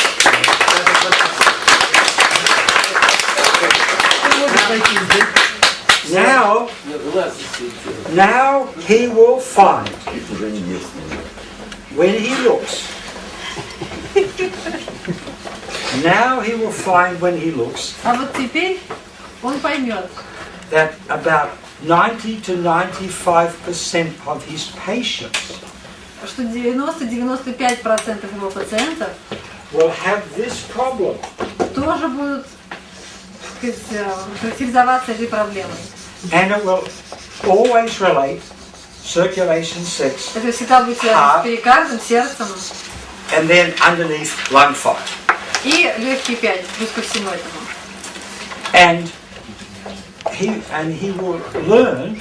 You can just look at their eyes, and he will know. Научиться просто смотреть им в глаза и понимать. Right? And there are many doctors. Очень многие врачи, Mesmer was one. и Месмер один из них, Who could just look at the patient's eyes могли просто посмотреть человеку and в cure глаза them. и вылечить человека. Because all you have to do Потому что единственное, что необходимо, is find which is the weak eye and put energy into it. понять, какой глаз слабый. It's not И, quite as simple as that, but it's sort of так like. сказать, и напитать его энергией. Конечно, все это не так просто, но это так. So, and if once we fix this, А устранив эту проблему внутреннего then we огня, can start on this. мы можем начать работать с более емким утверждением. But 90 to 95% of your patients will have this problem. У 90-95% пациентов будет именно проблема внутреннего огня. And it's only when you don't have it И только в том случае, если у вас у самого нет этой проблемы, that you can help them to no longer have it. вы можете помочь пациенту от этой проблемы избавиться. Okay? And did you notice, I may be wrong, but it seemed that when he was talking about her, the teres minor got worse? И может быть я ошибаюсь, но мне показалось, может быть и вы это заметили, когда он вспоминал всю эту историю, еще хуже становилось положение рук, обеспечиваемое малыми круглыми мышцами. I'm not sure about that, but it Я looked, не могу говорить уверенно, но у меня было like такое впечатление. and the teres minor relates to the А малая круглая связана с чем? thyroid meridian, С меридианом щитовидной железы. and it relates to depression, Депрессией. right?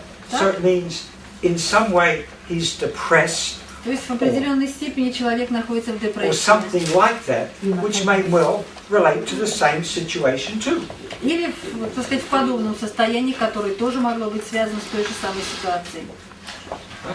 And now he can start to have, what can he have next Sunday night? А теперь он может, кажется, думать о том, чем будет заниматься в следующее воскресенье. Вечером. He can have his wedding night.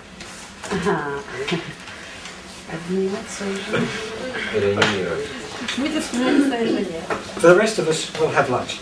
Are there any questions about all that? Вопросы? Да, Сергей. Yes. Когда мы произносим утвердительную формулировку, как в данном случае было произнесено, я очень зол на свою жену. И когда это совпадает утверждение с нашим подсознанием, мышца должна оставаться сильной.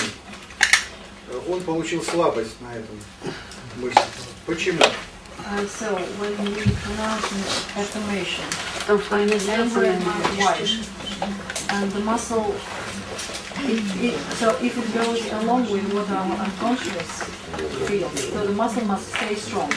In this case, we got weak. What do you mean? No, no, he didn't get weak when he said, I mean, he got weak when he thought about it. Мышца ослабла тогда, когда он произносил это утверждение, а когда он думал об этой ситуации. I don't remember. По крайней мере, я сейчас не помню, о чем вы говорите. No, it was a double negative testing. Или это было двойное негативное тестирование? I think it was heart meridian alarm point, Это было and then we had to тестирование say. с сигнальной точкой сердца, да? Нет? Когда он говорил это утверждение, оно было отрицательное, в общем-то, да? Я очень зол на свою жену. Но оно соответствовало истине, да? Тише, тише, пока, сейчас, по очереди, давайте по очереди. Он не на жену жену, по факту. Подсознательно был зол на жену. Нет, нет, он не был зол на жену. Он по факту не был зол. Но это не должно вводить тело в стресс, если это соответствует истине. Это не должно было давать слабость. А мы получили слабость. Получили усиление на слабость. Он держал руку. Тихо, тихо, тихо, тихо. Вы задали вопрос, дайте доктору ответить, пожалуйста. Well, let me tell you what it should be. Давайте я вам расскажу, как должно быть. If he tests, I'm angry with my wife, and unconsciously he is angry, then he should test strong when he says that. Значит, когда он произносит утверждение «я зол на мою жену», и если при этом фраза соответствует состоянию подсознания, мышца должна остаться сильной. Because it's an unconscious truth. Yes, this is what should be. But they say that when you tested in the same situation, that the muscle got weak. But I think, what? He was angry with Maria, not his wife. Может быть, просто возникло недопонимание, может быть, не совсем было слышно, что тестировали, потому что еще тестировали зол на Марину, то есть, может быть... Соответствовало, что он зол на Марину, но не зол на жену. Получается, Да. А он не зол на жену. Он не зол на жену. But also it could have, I forget, it could have been that the alarm point was testing weak. We had a double negative testing. Ну, короче, давайте сейчас, так сказать, свернем эту дискуссию, потому что доктор говорит, что он просто не помнит сейчас этого нюанса, который вызвал вопрос. Если бы тогда задали, было бы проще. Потому что он тестировал и злость на Марину, и злость на жену, и двойное негативное тестирование сигнальной точкой сердца. Просто сейчас сложно воспроизвести ситуацию и вспомнить. That's what it should have been. Any other questions? Здесь никаких проблем с сердцем у него нет. Если уже тяжелые, серьезные проблемы с сердцем находятся на лечении пациент, и мы начинаем выяснять ситуацию, выясняем такую же ситуацию, снимаем психологический тест, и у него уйдет та же аритмия или стенокардия. No, we're talking about a similar situation, but if the patient has already had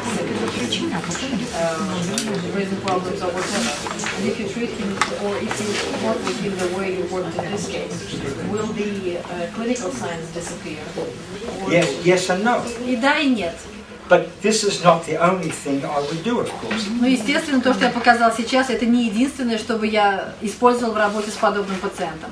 I mean, there's no, but this, if you don't fix this, Я просто хотела показать, что если не провести вот такую коррекцию, you're only giving treatment, you're not giving healing. вы будете лечить, а не целить. So the underlying negative emotion is still going on. Потому что all the time. сохраняться будет негативная эмоция, которая лежит в основе развивающейся ситуации. Do whatever you're doing now, but add this to it. Делайте все, что вы делаете сейчас. Продолжайте работать с пациентами так, как вы работаете сейчас. Но добавьте то, что я вам показал, к своему постоянному протоколу. Right. So we have lunch? Благодарю. Oh, here. Он нас потерял. Глянул сюда, это лицо не то. Now,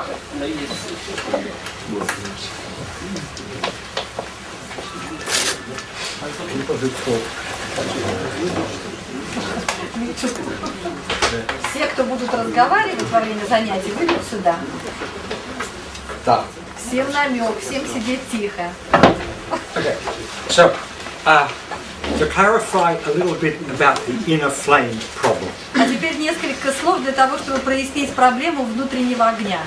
Last year, В прошлом году I showed how it basically relates to lung 5. я показал вам тесную взаимосвязь с меридианом легкого 5. For which we use the herb elecampane. Мы, как называлась эта трава, забыла? Эликампейн. Какой? Дивисил, по-моему, таки да. What I wanted to show you is one of the ways by which you get to lung 5. Я хотела вам показать, как дойти до этой точки. Пятая точка на меридиане легкого. Which is either circulation 6 or heart meridian. Значит, либо меридиан сердца, либо перикард. Which then comes down to lung 5. А потом легкие 5. So you can work with the lung 5. Значит, можно работать с пятой точкой на меридиане легкого. But what I usually do Но обычно is start with circulation 6 or heart meridian and then go to lung 5. я начинаю с перикарда, меридиана сердца, а потом уже перехожу на пятую точку на меридиане легкого. So I want to see now if somebody has the circulation 6 on one side. Who is aware that they have a sort of inner flame problem? Как по-вашему, у вас у самого, у кого может быть проблема внутреннего огня? No, you're okay. You're all right. У вас все в порядке. Someone brought a present My baby, for John. you don't know. You don't know. Он говорит, Сузан, это мой ребенок, ты не знала. И она в ответ говорит, ой, какая прелесть. I never told you. No, you didn't. Это еще один ребенок. Just another one. I'll tell you a story about that. Ну, теперь расскажу вам про всю эту историю. Have you heard of the conductor Willem Furtwängler? Слышали о дирижере Willem, German. Уильям Furtwängler. Фанглер, я не знаю, какой фамилии. Вам Furtwängler. достаточно услышать произнесение, потому что я не знаю такого композитора. О, дирижера. Actually, he's one of the great German conductors. Позорно, я не знаю, какой-то великий немецкий дирижер. Anyhow, I knew a woman who was very friendly with him. Я знал женщину, которая была с ним достаточно, ну, было сказано, близких дружественных отношениях. And conductors tend to sometimes conduct women off the stage as well as on the stage. А он порой, так сказать, дирижировал женщинами не только на сцене, но и за ее пределами, достаточно часто. And when he died, Когда он умер, at the funeral, there were little Furtwänglers from all around the world. на похоронах, так сказать, были, ну, говорится, его дети со всего мира. From South America, from Cairo, they all came. Отовсюду, из Каира, из Южной Америки, откуда только их не было. And as the funeral is going on Значит, at the graveside, по мере, так сказать, самой церемонии she похорон, looks out and she can see a young man on a bicycle hurrying to get there. The woman I'm telling about, yeah. Значит, та женщина, о которой я рассказываю, вдруг увидела, как на велосипеде быстро торопился подъехать мужчина. And she looks at him, she says, oh, another young furtwängler. They just kept coming from everywhere. Она посмотрела на него и говорит, о, еще один. То есть они съезжались и съезжались эти. So if you're ever working with conductors, so many of them have many children. Очень многие дирижеры именно такие. У них детей. So now I can, after I have this, we can start. Сначала глоточек, а потом начнем. That is good. Later, in a day or two, Через день или через два I'm going to show you the highest energy remedy that I have. я вам покажу, так сказать, высочайшее энергетическое средство из тех, которые у меня есть. And we make it ourselves. We make it ourselves. Мы делаем его сами. And one of the main ingredients is a very special coffee. Один из основных ингредиентов – особый сорт кофе. We talk about that later. Поговорим об этом позднее. So, let me just see. Are you okay? Ну и кого бы выбрать? Зря куртку одевал. Ничего не зря. Это был знак. Без такого желания. Нет, ребят, ничего. Без рассматривания.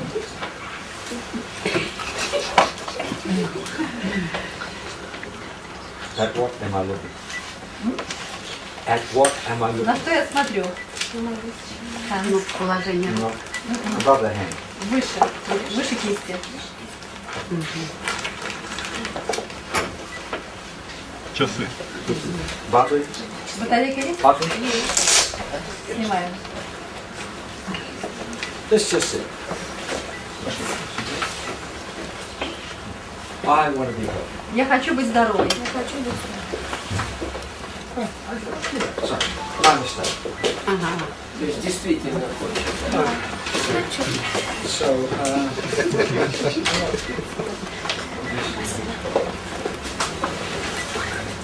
yeah. No. Нет. That's all.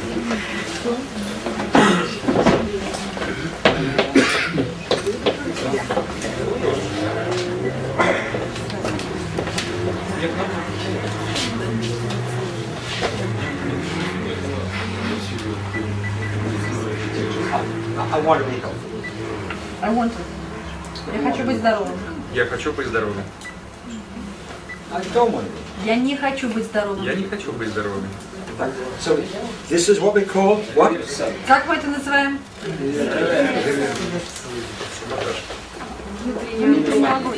Проблема внутреннего And the огня. flame problem. Now, we know that lung 5 will fix it. Мы знаем, что точка 5 на меридиане легкого устранит проблему. But I want to go deeper than that. Но давайте пойдем глубже. So put your hand here. Вот сюда руку ставим. I want to be healthy. Хочу быть здоровым. Хочу быть здоровым. Well, Я хочу быть здоровым. yeah. Put your hand here. Теперь сюда. Я хочу быть здоровым. So this is the opposite to this man before. Это отличается от предыдущей ситуации. His problem was to do with heart meridian, Предыдущая проблема была связана с меридианом сердца. and this is to do with circulation sex meridian. А это с меридианом перикарда. So it's both inner flame problem, И та, и другая проблема внутреннего огня. but the other aspect of it Но в обоих случаях дело касается разных сторон этой проблемы.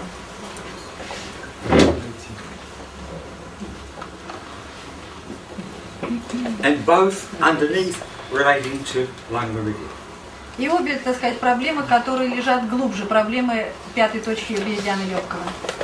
So now we'll talk about the circulation sex problem, Поговорим о проблеме перикарда. which relates to regret. Это сожаление. And we have to fix that before we can start with this. Мы должны устранить эту проблему, прежде чем начнем говорить с основным утверждением, написанным на доске. Okay? Now, this will nearly always relate to somebody of the opposite sex. Как правило, всегда эта проблема связана с лицом противоположного пола. Which in your case relates to a woman. Понятно, что это женщина для вас? Конечно. Now, so we have to find out. Because we're going to be talking about you. It's okay? Ничего, если мы о вас поговорим. Конечно, конечно. So, what is your wife's name? Как зовут вашу супругу? Nina. So, I can't live without Nina. Я не могу жить без Нины. Я не могу жить без Нины. So, this has nothing to do with Nina. Никакого отношения к Нине это не имеет. Who was pre-Nina? До Нины кто был? Who was before Nina? Кто был до нее?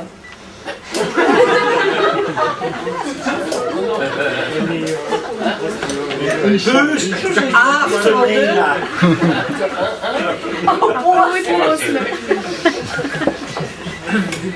Теперь нас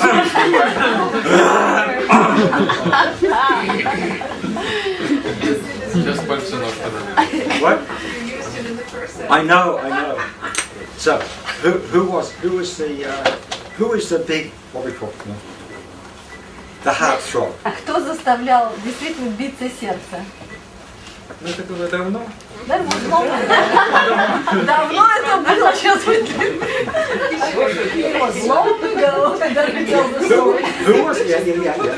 Кто же это был? Это была женщина.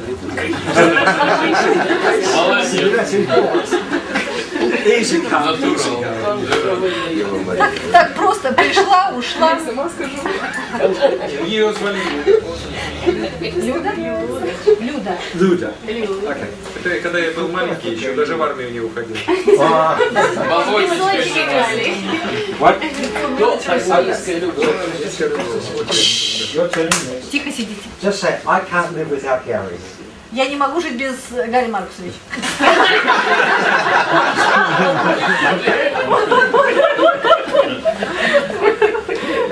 I can't, what's Nina? No, Luda. I can't live without Luda. Не могу жить без Люды. Я не могу жить без Люды. Luda is perfect. Люда совершенство. Люда совершенство. Luda is a virgin. You have that word in Russian? Yeah? Not used very often, but you have it. Я задумала, что такого слова нет. Я говорю, если он используется не очень часто, что ты думаешь? Люда девственница. Люда девственница. So, what we call this is called courtly love. Courtly love. It means Like the man in the court. imagine. I'll talk. Just use the word. I will talk about it. Imaginary or? Yeah, use a word. No, like the court. Well, I'll tell the story. Я просто пытаюсь правильно, да, так сказать, любовь на грани поклонения. Вот так, наверное, будет правильно. Нет, Маш, нет, не имажинация, другое. Именно любовь на грани поклонения, вот так. Так, подождите, он сказал, что он расскажет историю, и все станет ясно. Если я ошиблась в понимании, мы все поправим сейчас. Да. Она была девственницей. Have you heard of Eleanor? Я не проверял, но я могу утверждать. You talk? Опять заговорил? Не, ну. Технически. Have you heard of Eleanor of Aquitaine? Gary.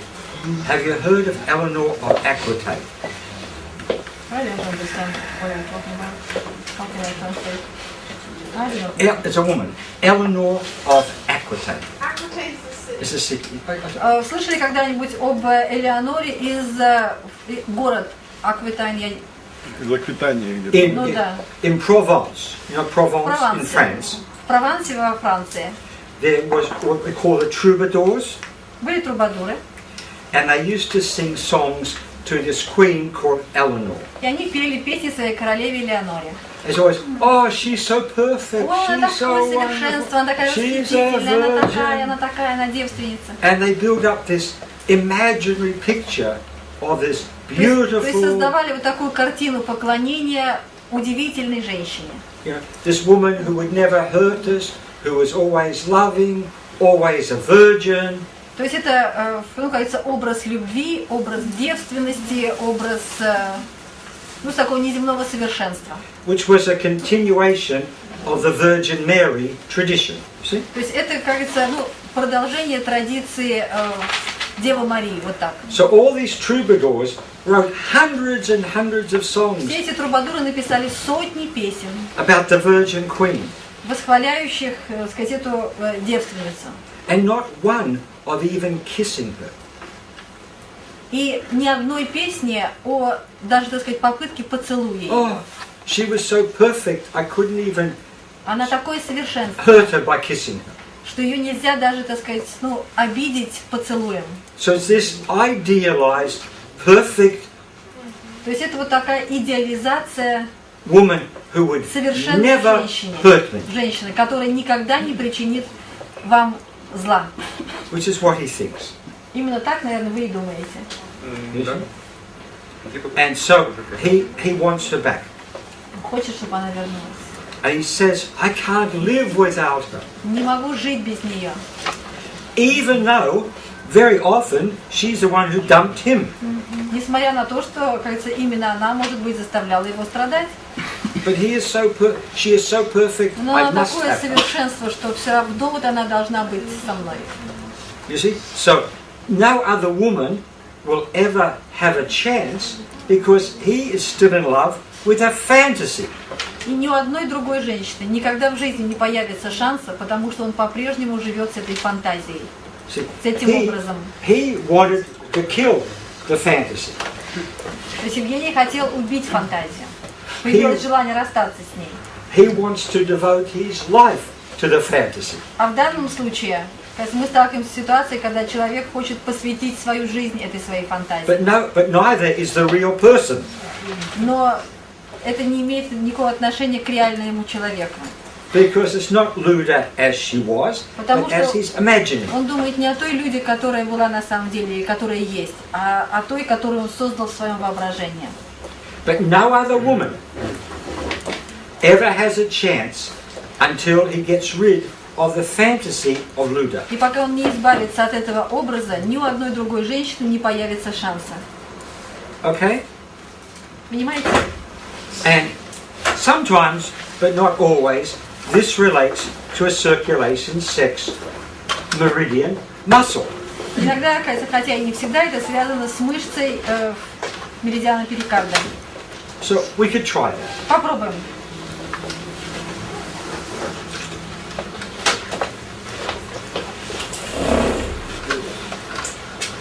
So name some circulation sex muscle.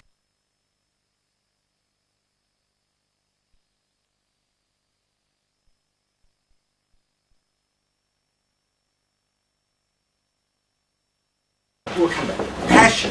Страсть. Passionately. Страстно. Passion. We talked about this before, yes? Мы говорили о страсти раньше, Because правда? Russians have passion. Русский народ страстный. Listen to Tchaikovsky. Послушайте Чайковского. Passion. Страсть. Listen to Mozart. Послушайте Моцарта. Yeah. Russians have passion. У русских действительно есть страсть. Right? Passion. Верно? Even you. Даже у вас. I do. Even you. Passion. Right. So, and passion is what meridian? А страсть это какой меридиан? Gallbladder. Gallbladder meridian. Yes. Меридиан желчного пузыря. So we'll come back to that. The Мы к third этому one is вернемся еще. wholeheartedly. Теперь всем сердцем. We haven't done this one. We'll come back to it. Wholeheartedly is liver. Это печень, мы об этом с вами еще не говорили. Всем сердцем. You listen to some musicians playing, Послушайте, как музыкант играет. and you can tell that they're not completely involved in what they're doing. Порой заметно, что человек не отдает себя целиком тому, что он делает. And you listen to other musicians and everything, they give all of themselves, А all of другого their heart. исполнителя слушаешь и чувствуешь, как он весь отдается исполняемому произведению. You must have had lovers like that. Наверняка вы знаете, о чем я говорю.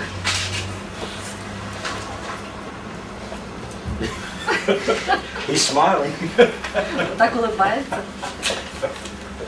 Okay, and the next one, wholeheartedly, gratefully. И потом с благодарностью. Gratefully is very important, because grateful is the thymus, Благодарность – это тимус, which controls all the emotions. контролирующий все эмоции.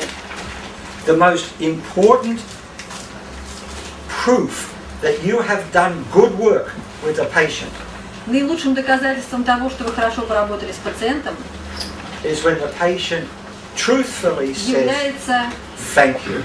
его искреннее спасибо, благодарное спасибо.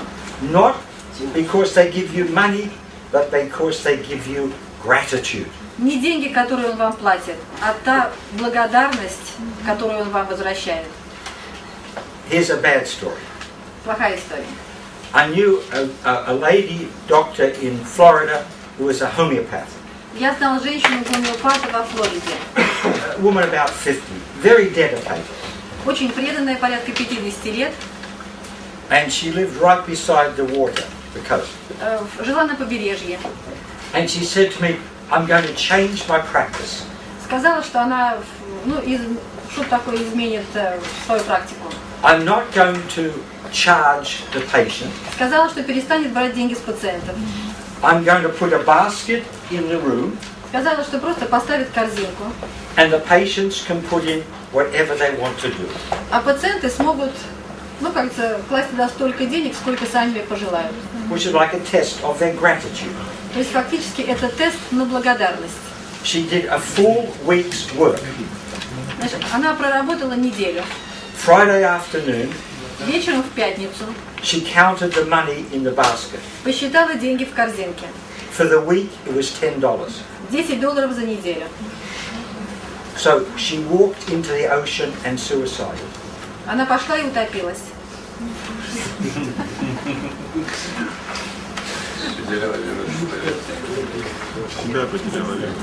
So it's most important when a patient gives you a truthful thank you. Поэтому наиболее важно искреннее благодарное спасибо пациента. Because that's gratitude. Потому что это настоящая благодарность. You give concern, you Вы give caring, заботитесь, you give healing. Вы пытаетесь исцелить пациента. And their responsibility is to give you gratitude back. А их обязанность в том, чтобы возвращать вам благодарность.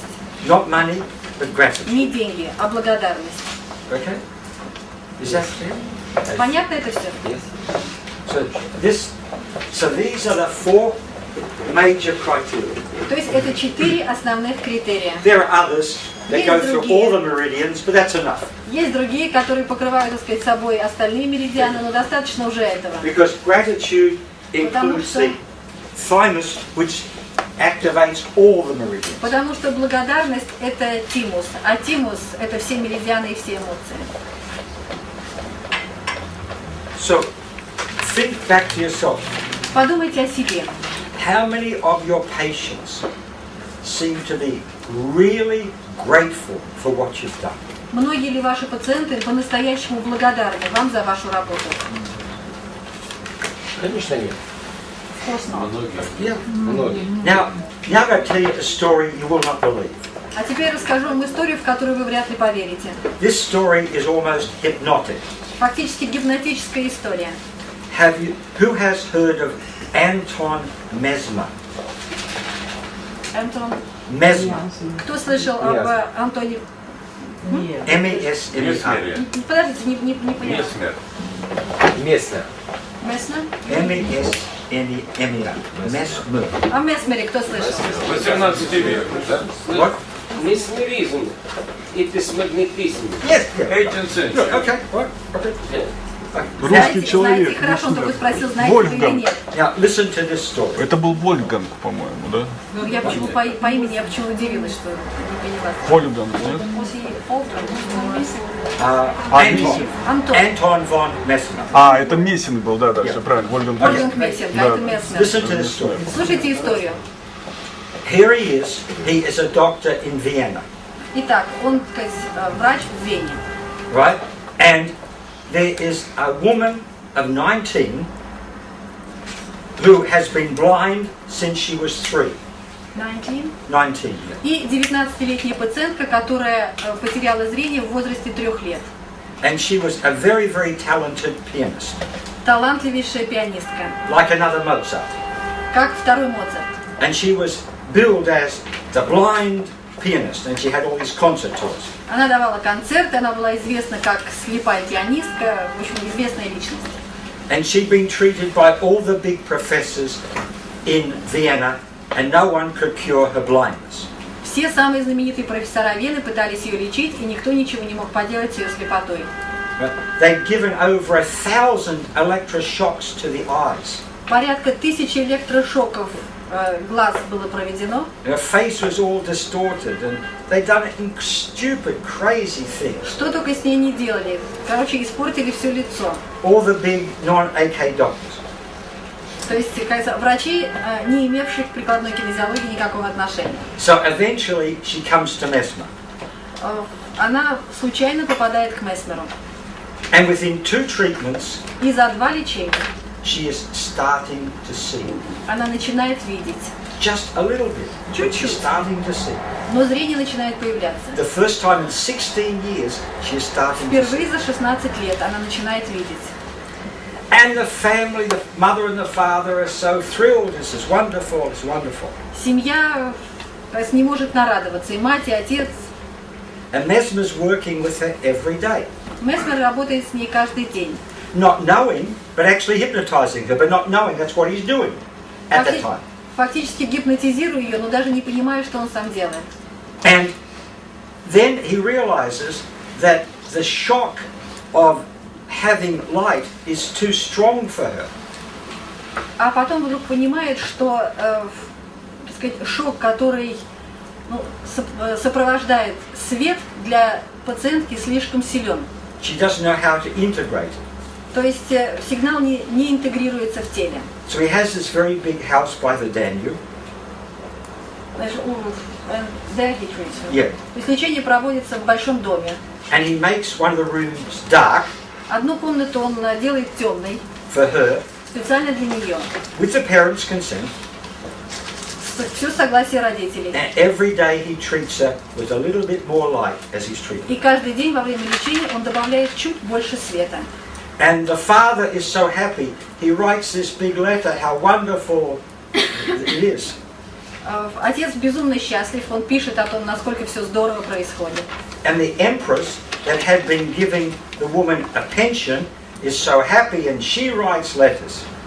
И woman herself. Yeah, the empress writes letters about how the queen, the princess of Vienna.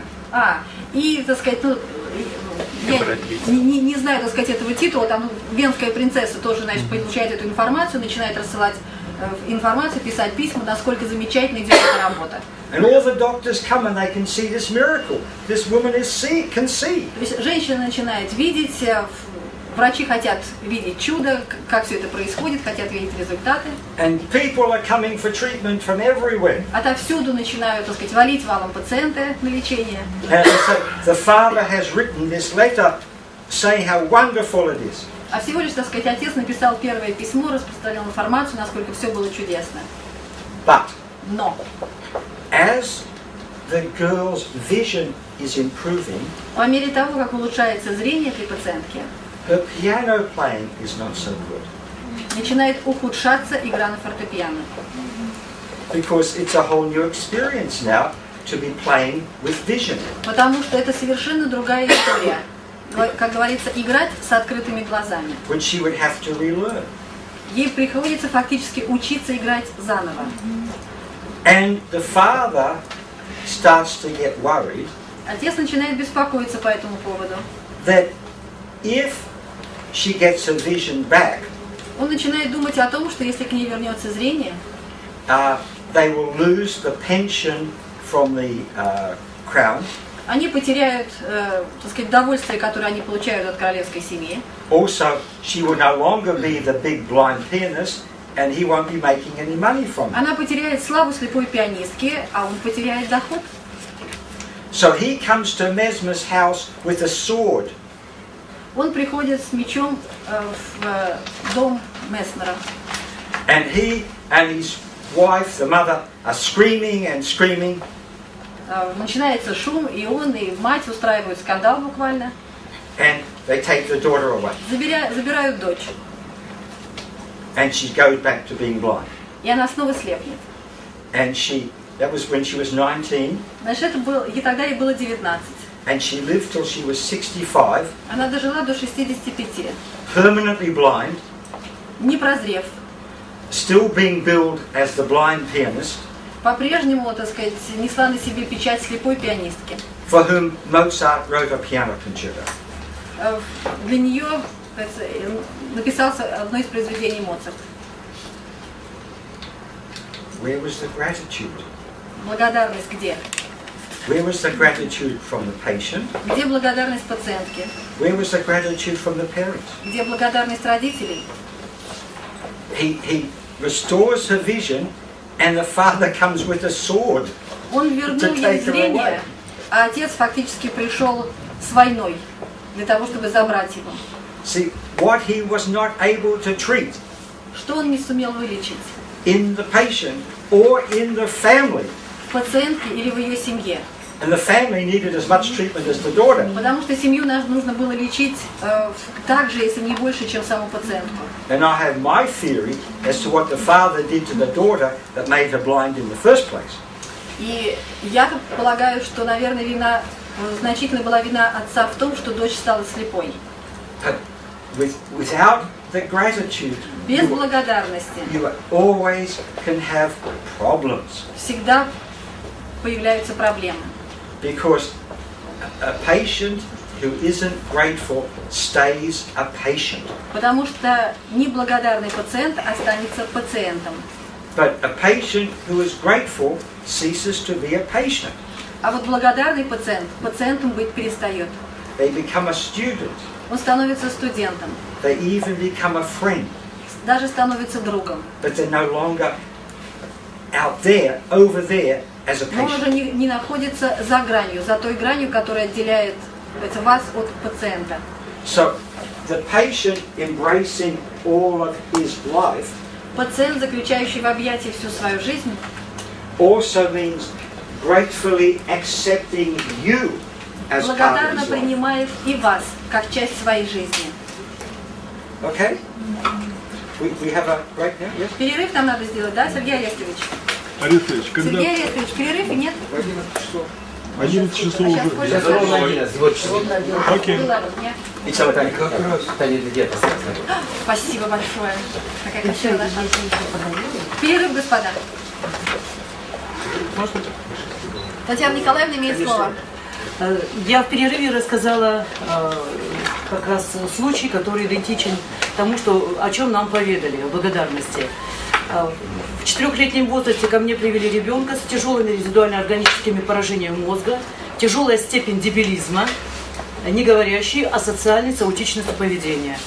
11 лет мы его вели, речь восстановили, он у нас учится и продолжает учиться в обычной школе, но с акцентом на домашнее обучение, конечно, отстает очень сильно. Ребенок развивается, и последний раз приходил ко мне 2 года назад, когда ему было 15, и вот в этот момент как раз я использовала техники подбора препаратов по начальным конечным точкам меридианов, подобрала ему препараты гомеопатические и вытяжка из участков мозга, назначила большую дозу, 3-кратную дозу, проверила это все на электроэнцефалограмме, то есть сделали ЭЭГ, затем сделали пробу с этими препаратами и дала ему эти препараты в тройной дозе.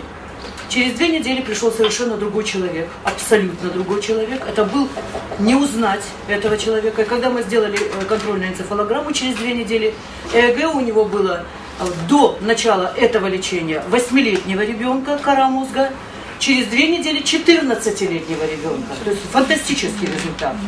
Ребенок изменился, проверяем его каждые полгода, прошло 1,5 года, сейчас ему 17,5 лет, стоит вопрос о переводе его с детской инвалидности на взрослую в психиатрической службе.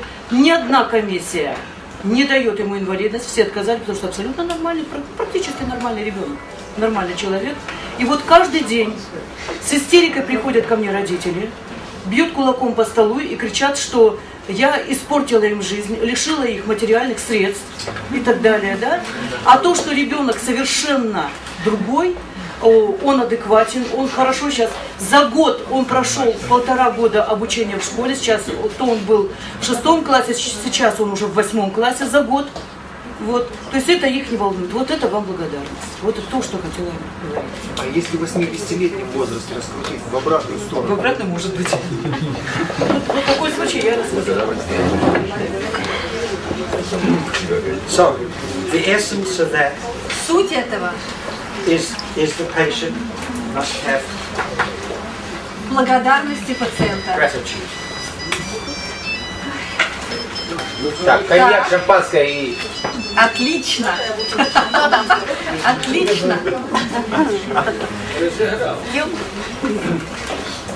I thought I'd tell you another vision story, Может быть, расскажу еще одну историю со зрением. which Alexei reminds me of, Алексей напомнил мне об этой because he had истории, a tragedy with the family. потому что в семье была трагедия. Да?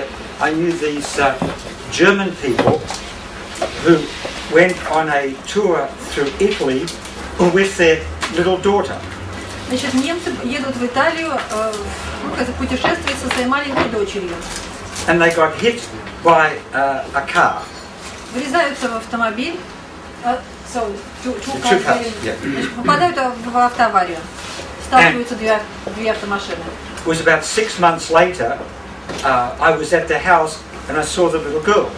Спустя 6 месяцев я был у них дома и видел девочку. And from having perfect vision, she now has very thick glasses. Она носила очки с толщенными стеклами, хотя до этого видела прекрасно. And so we tried to find out when did her vision go off. Мы постарались определить, когда же начало портиться зрение. And it happened, as she told me, actually she drew it for me. Фактически она нарисовала мне ответ. Because she looks out the car window. Она смотрела в окно машины. And there are what looked like the bodies of her parents on stretchers. Ну, то есть фактически она как будто она смотрит через стекло в автомобиле и видит своих родителей, лежащих на носилках, или как это правильно называется, да? With sheets over the bodies.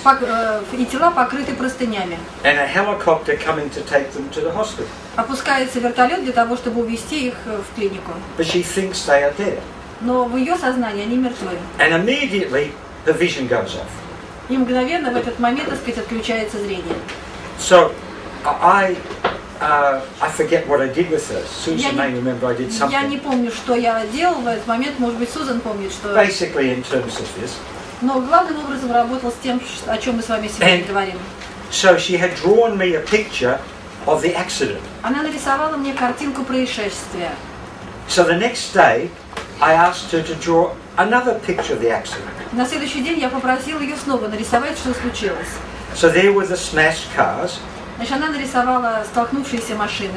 There was the helicopter. Вертолет. But there were no bodies on the stretchers.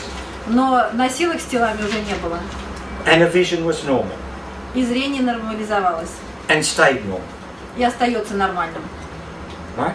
Because somehow or other we got all of this working. Потому что каким-то образом нам удалось проработать эту ситуацию. You see? And if we don't get this working, we're not really dealing with the whole person. Потому что без этого нам не удается работать с человеком и его цельности. Body, mind and spirit. Тело, разум и дух. Which makes us not treaters. Это делает нас не лекарями. Medical doctors are treaters. Потому что врачи, они лекари. Not therapists. Это не делает нас терапевтами. because they only deal mainly with the psychology, Потому что, так сказать, мы работаем не только с психологией. but healers, Это делает нас целителями. because we are dealing with the body, the mind, Потому что мы работаем и с телом, и с разумом, и с духом. and as medical doctors, if you're not doing applied kinesiology, you're not really dealing with the body. А если, будучи врачом, ты не работаешь методами прикладной кинезиологии, то ты фактически не работаешь с телом. You're looking at it, but you're not Вы touching it. смотрите на тело, но вы не касаетесь его. And that's not enough. А этого недостаточно. So we have body, mind, and spirit. Поэтому должно быть воедино разум, тело и дух. And the pathway to all of this, to me, is the unconscious. Путь ко всему этому, в моем разумении, подсознание. From the unconscious we go up to the body and down to the spirit. Потому что подсознание – это All directions. промежуточная среда между телом и духом. Right. Let's do a little demonstration. Небольшая демонстрация, если не возражаете. Someone asked me we should talk about your walking. Мы говорили о том, что нужно поговорить о ходьбе. Can you take your jacket off? Можете пиджак снять?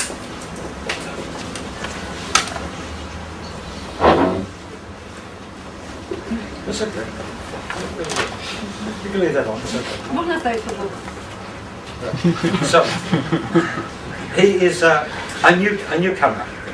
Новичок. He doesn't know what we're going to do. Не знает, что мы будем делать. Have you ever seen any applied kinesiology? Видели когда-нибудь, как работает прикладная кинезиология? 13 лет работаю. 13 years has been using it. Oh! Well, now you're talking. Ну так рассказывайте нам. But he doesn't come to these meetings, or? Но не были на семинарах Джона. He comes to other ICAK seminars. Oh, okay. So they all know you, do they? Вы знакомы вообще? Аудитория знакома с... Некоторые. 2 дня назад познакомились. Got to know him На другом семинаре. Хотя не знаю. Ну и хорошо. So now, yeah. So we test, yeah? Look at the camera. Смотрите в камеру. Okay. Now, any major problem you see? Видите какие-нибудь существенные проблемы? Одно плечо выше One Any, shoulder is any fine. problem you see? They do, they say. Yeah. I was just at this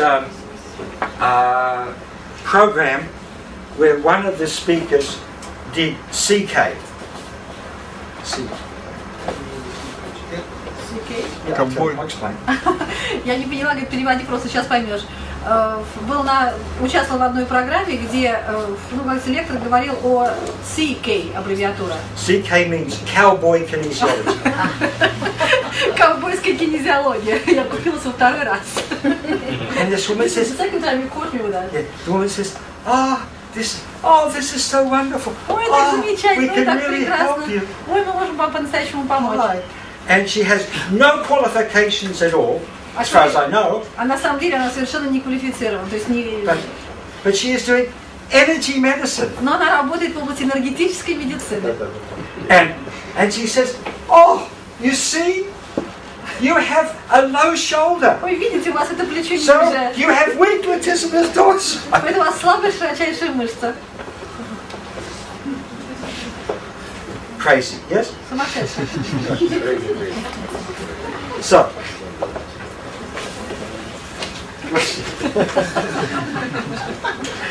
elbow straight. Skip it in. Держите руку. Elbow straight. Любой локоть. Yeah.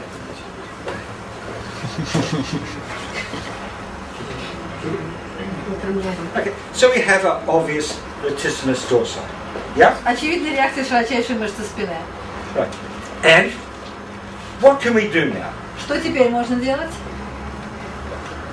How can we fix this? Как можно устранять проблему? Селезенку посмотреть. Yeah. What can we do? Ну так делать-то что? Ну да, селезенка, а что делать-то? Массировать точку изнутри. Можно массаж spleen free. Yes, we can. Not. Нет, тут... Yes, that's one. Yeah. What else can we do? Еще что можно делать? Yeah, but what else? Еще We talked about this morning. Мы утром говорили об этом. Какой трифинус? Уже сказали. Тел. Yeah, but what else we talked about this morning? Да, но утром-то мы о чем говорили? Он спрашивает, как усилить? No! No! What? Добились? No. Нет, все нет. She knows. What is it? What? If he would walk correctly, he could fix it. No. What? Без. Yeah. Yeah. You see, so what I would like to do with it, Что бы мне хотелось в первую очередь сделать? if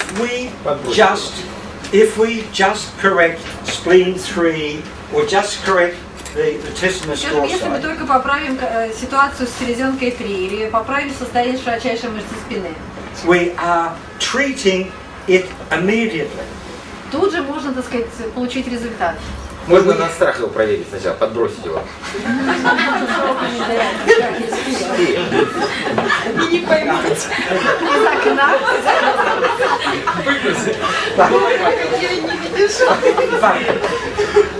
We can treat him immediately, and you know how to do that. То есть вы мгновенно можете, кажется, вылечить, потому что знаете, как это делать. But what we would like him to have, the word we want to use is understand. Но основное слово, которое мы должны использовать, это слово «понимание». Because the whole point of this 4 days is to understand Потому что основная задача the patient 4 дней – and это ourselves. понимание пациентов и самих себя. So, what I hope is if we give him an understanding of the problem, Я хотел бы, чтобы мы ему помогли понять проблему. he will get immediate feedback, yes, Как мгновенно возникнет обратная связь. which may or may not correct the immediate problem, Кажется, проблема мгновенно может исчезнуть, а может не исчезнуть. but it could change his life. Но, по крайней мере, это изменит его жизнь. Because he can't work spleen 3 every 10 minutes of his life. Он же не может постоянно массировать селезенку 3 там, каждые 5 минут своей жизни. Okay? So what do we have to tell him? Что надо ему Надо сказать? попросить поверить его в свое будущее. Верю ли в свое будущее? Фразу прочитать и протестировать. Or just read this phrase and test it. Yes, but that's advanced. Это позже, это уже Продвинутый уровень. совершенствованный уровень. Я верю в будущее. На So we need to Я принимаю свое будущее. Я верю в будущее. Я уверен в будущем. Я в безопасности. Вот так. На 3 фразы. Я верю в будущее. Подождите, замечательно, что вы все говорите, но я не могу перевести все сразу, я чье-то мнение, так сказать, Значит, упускаю. селезенку тест такой. Первый. Я верю в будущее. Let him say, I believe in my No, future. no, before he talks, До того, как он начнет говорить. Самому понять и создать состояние, которое он хотел бы. First, Я хочу быть здоровым. his real situation right now. Yes, This exactly. came from Masha, from here. From who? From Masha. yeah, yes, exactly. Самому понять. So how, Для всех, you пожалуйста. have to teach him. He has to understand. То есть вы должны Может войти в его состояние, понять его состояние, после этого создать то, чего хотел бы, как себя как бы, самому создать то, или ситуацию, или состояние, которое хотел бы, to make him understand the situation and then create the image of the situation he would like to get in. Yes, but so he has to understand that his pattern of going through life самому создать это состояние. То есть он должен, человек должен осознать, что ему идти дальше по жизни. is to have apprehension. What's going to happen? Will I be okay? А как идти по жизни, все время боясь? Ой, а что будет? А как это произойдет? Найти причину, чего он боится. Okay. First, you need to understand what he's afraid of. What is Yes, this apprehension about? I agree. Я согласен с But вами. he has to understand that he doesn't feel that he's being looked after, protected, Но самое mothered, главное, whatever it may be. Он должен понять, что пока у него нет ощущения, что, так сказать, ничего не случится, что о нем заботятся, что у него нет этого ощущения. Нет ощущения защищенности и поддержки. Now, who else here thinks they have the same problem? Как по-вашему, у кого еще есть та же самая проблема в аудитории? Вы сами о себе, кто может сказать то же самое? Таня, можно сказать, что это как бы отсутствие веры в то, что с ним ничего не случится? Конечно, да. Абсолютно верно. Exactly. Абсолютно точно. So, and this is how he is likely to deal with every new situation. Ведь именно так он будет пытаться разрешить любую новую возникшую ситуацию. То есть так он встретит любую новую ситуацию. I shouldn't say this in St. Petersburg. Я не должен был бы говорить это в Петербурге. But he's the sort of person who is likely to stop the car when he could go through the yellow light. Конечно, нельзя говорить этого в Петербурге, но, по-моему, это тот человек, который нажмет на тормоза, когда загорится желтый сигнал светофора. А ведь можно было бы проехать. Браво. You understand? Поняли меня? Not that he should break the law, Не значит, что он должен нарушать правила. he doesn't have faith. I will get through. Но веры у него нет. Проскочу. You understand? Поняли, да? So what we need to do is to educate him, to help him нужно understand научить его, нужно помочь ему понять. how he goes through life. Хочет ли он избавиться от этого состояния, протестировать? Хочу ли я избавиться от заболевания? If you want to get rid of this Yeah, we can test, we can do all that. Конечно, Yes. мы можем тестировать, все это можно. Конечно, да. Можете снять пиджак?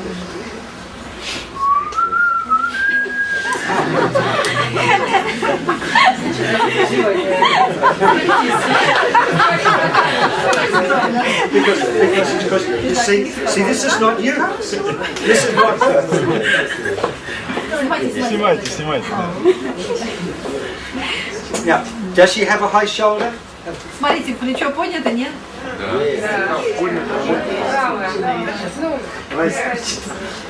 Does she have a high shoulder? Right is high, they say. Right, yes. Does she have a high shoulder? Yes? No?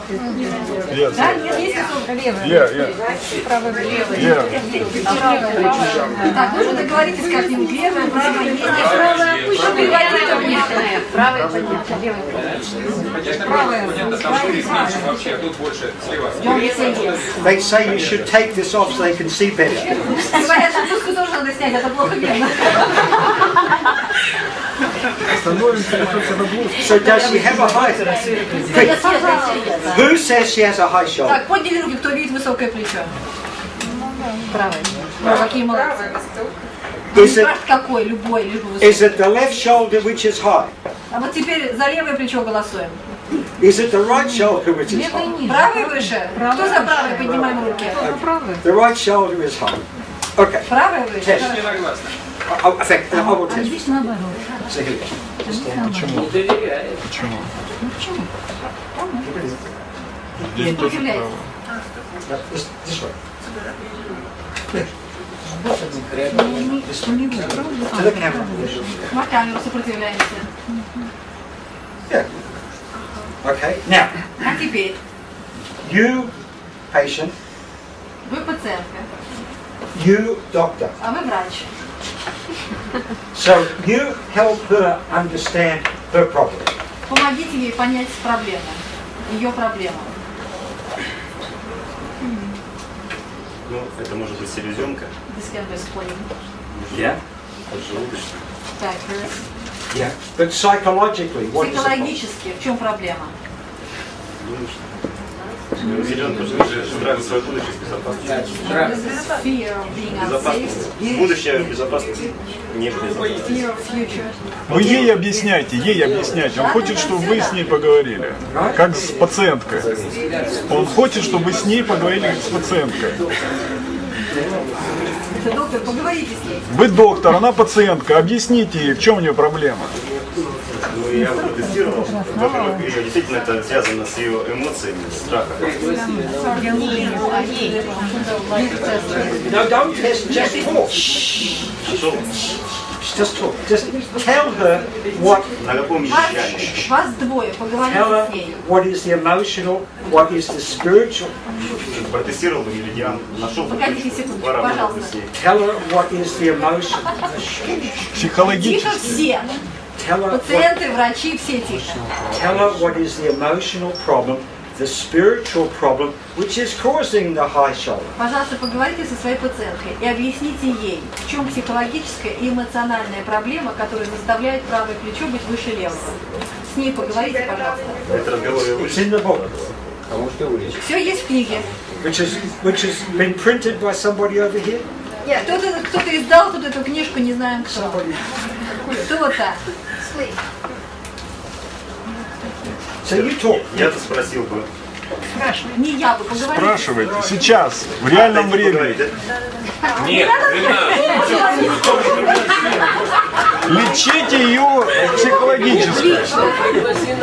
Ольга, скажите, пожалуйста, у вас бывает такое, что идете по улице, ну и, допустим, боитесь, что как бы попадаете на автобус, упадет сверху, собьют вас, растопчут, толкнут. Часто летаете? А эта информация у вас откуда? Какое-то у вас событие было раньше в вашей жизни? Или почему газеты читаете? Потому что родители были события. А у мамы с папой, у дедушки были? Okay. Now. Ну и слава. Now. You come here. Выйдите сюда. What do you notice about him? Тихо, тихо. What do you notice about him? Теперь смотрите на него внимательно. Что видите? Повеселее стал немножко. Видите, плечи стали Это я ровными. боялся самолета.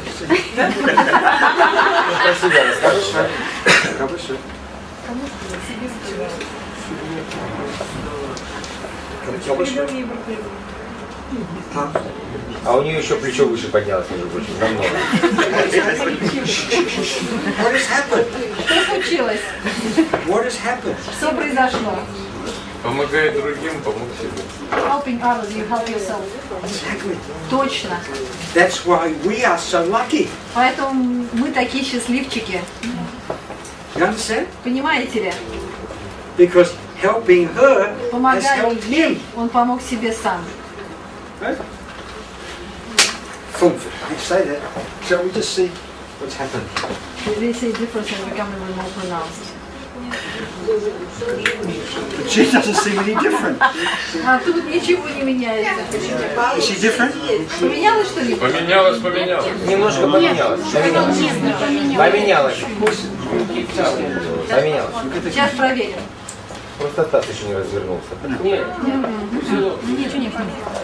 So, he has helped himself. Он помог себе. He's done nothing for her. А для нее ничего не So, сделал. he should pay you. Не Поэтому он убедил должен ее. вам заплатить. Он ее не убедил ничего. But, yes, somewhat. But he became convinced himself. Не убедил ее, но убедил себя. And that's the start. Это уже хорошее начало. So who would now like to talk to her and fix her? Ну кто бы хотел поговорить с нашей пациенткой и вылечить ее? Я. Питер. Okay, come on. Выходите. Доктор Крамер, помолчите, пожалуйста.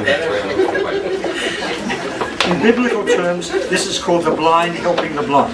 Не тестировать, нет, психологически. В Библии это называется... Петя, ты не спиной, что ли? Ну, сейчас ты это, потом я повернусь. No testing. No testing.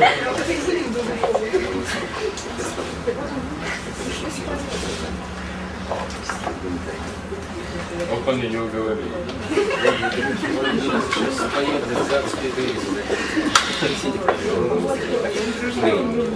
Значит, пациентка признала то, что когда она была в роддоме, Ее подбрасывали очень сильно акушерка. А мама поэтому очень получила сильный стресс. Поэтому пока не вылечим мы маму, у нее плечо не опустится. Это я вам точно отвечу. Она признала это, кстати. И вот сейчас, смотри. Она помнит, как ее подбрасывали? Ты не знал, я придумал.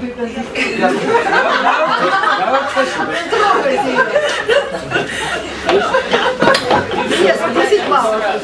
10 баллов. Вот смотри, смотри. Сопротивляйся. Ага.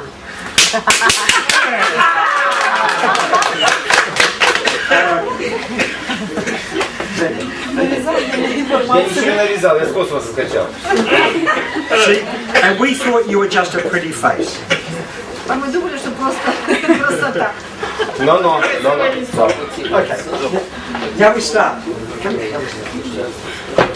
Now, I want you to. I don't think we've done this before. Думаю, что раньше мы этого с вами не делали. We talked before about walking. Мы говорили с вами о ходьбе. Please observe walking very closely. Пожалуйста, внимательно следите за ходьбой. Because we want to see, does walking energize him or not? Мы должны с вами увидеть, добавляет ходьба энергии или нет. Because what we're saying is when you are walking, Потому что мы же говорим с вами, что при ходьбе you are using virtually every muscle in your body. буквально включаются все мышцы тела.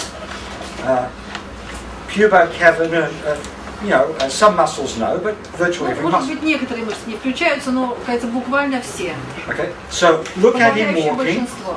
Следите, как он ходит. and ask yourself, is he energizing or de-energizing his body by the process of walking? И спросите себя, добавляет это энергии телу или наоборот забирает энергию тела? Не его забирают. Okay, so Очень here. неплохо.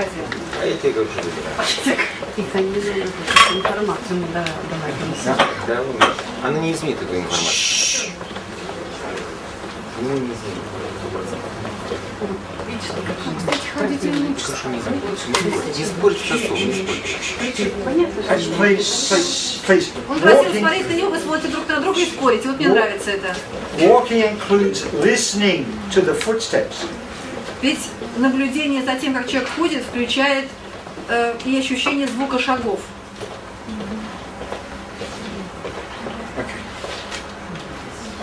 All right? Достаточно? Did you form some impressions? Ну, создалось впечатление. Слева потише. Стал ходить погромче. Погромче, мы его слышим. For start, let's see what's happened to the Для shoulders. начала посмотрим на плечи.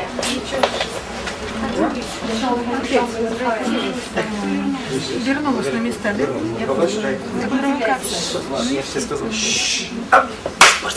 Не спорь. Вперед. Уголка ремарку сейчас сам. Это тебе за меня. Я ничего не говорю, я молча делаю. Девочки, не ссорьтесь. Смотрите сюда. You see? So walking is not helping his latissimus. Ходьба не помогла широчайшей мышце. Now, but did you notice anything else about his walk? Заметили что-нибудь еще в ходьбе? Watch closely. They say lots of extra movements, which are not Yes, necessary. but did you notice any abnormal movements? Нет ли каких-то аномальных движений? Ненормальная Смотрите перекрестная внимательно. ходьба, ненормальная. Перекрестный как раз нормально. Well, maybe. I didn't see Может it. быть, но это не то. Okay, but look at something else. Еще раз смотрите внимательно. This is very elementary. You know this. You just not. Это элементарно, это You're not in the начальный right way. уровень. Смотрите Just внимательно have a просто. look. Смотрите. Very obvious. Совершенно очевидно.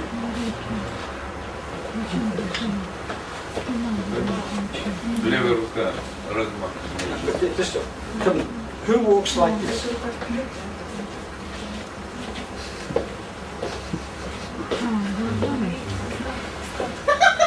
Who walks like that? Кто так ходит?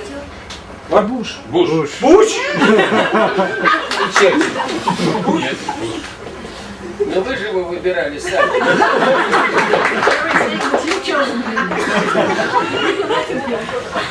Oh, not me. Не я его выбираю. Look, look, look, look, look, look, смотрите на руки. What muscle? Мышца какая? What muscle? Какая? What muscle? No, no, no. Пектораль. Yes, pectoralis minor. Малая I'm sorry, no. Нет, нет. Teres minor. Малая круглая. Смотрите. Look at the camera. В камеру смотрите. Щитовид.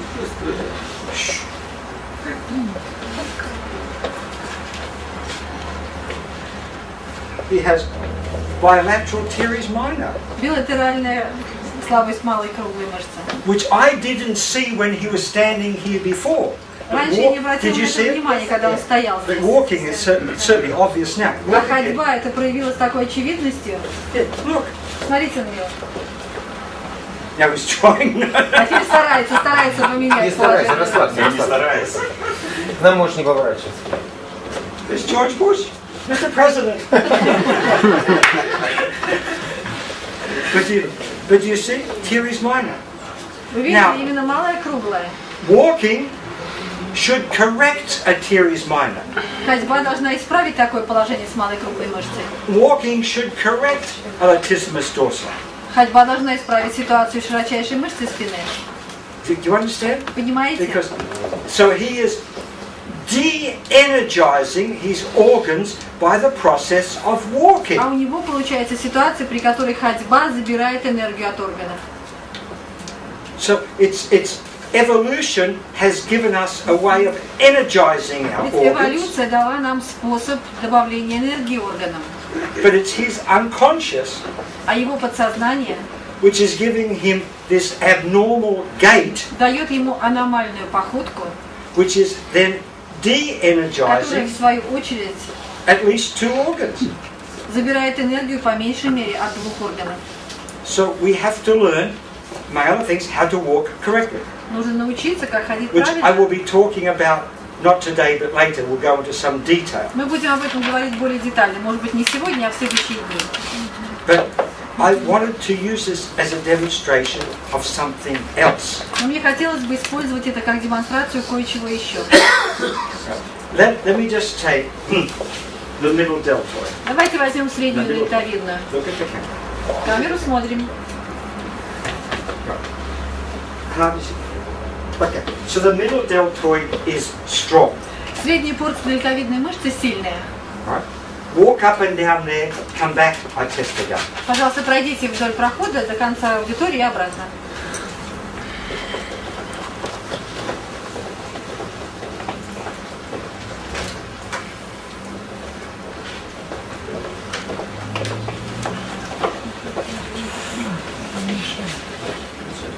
And the middle deltoid is now weak.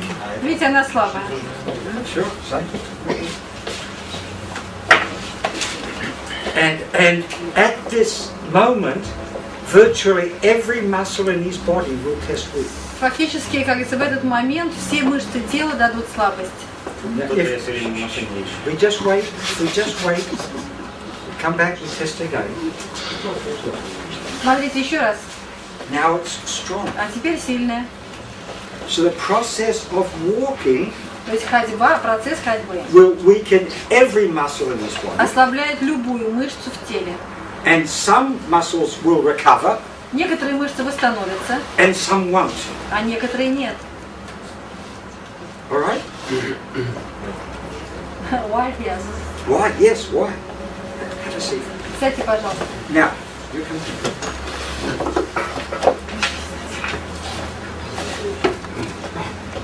If you test strong for the walking, Если у вас будет реакция силы на ходьбу, you can talk as much as you like while I'm talking.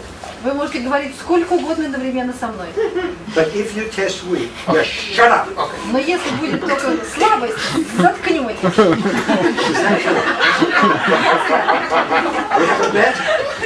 Я буду так. Я вот так буду делать. А так делать можно вот так. Okay, right. Here we go. So here, come here. Look at the camera. Смотрим в камеру. And his middle deltoid is strong. Средняя дельтовидная сильная, Петя, не подведи. Буду стараться, ребята. Ой. Now just walk, just walk.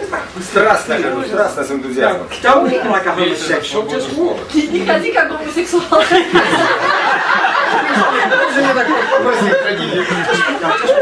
Just straight, just walk. Come on, walk. Просто походи, обычно. Ходи, как в армии.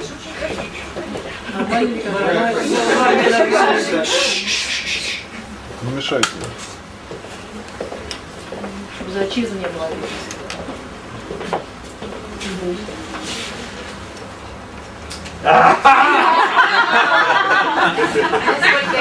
Okay. Now, but why? Почему? Why?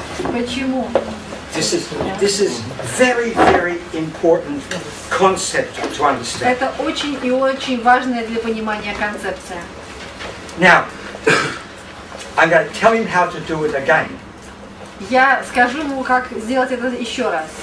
And this time, if he does it correctly, he should test strong. И в этот раз, если он все сделает правильно, сила сохранится. But I tell you outside. We got some.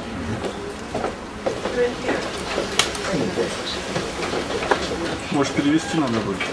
Меня никто не звал. Что они там будут делать?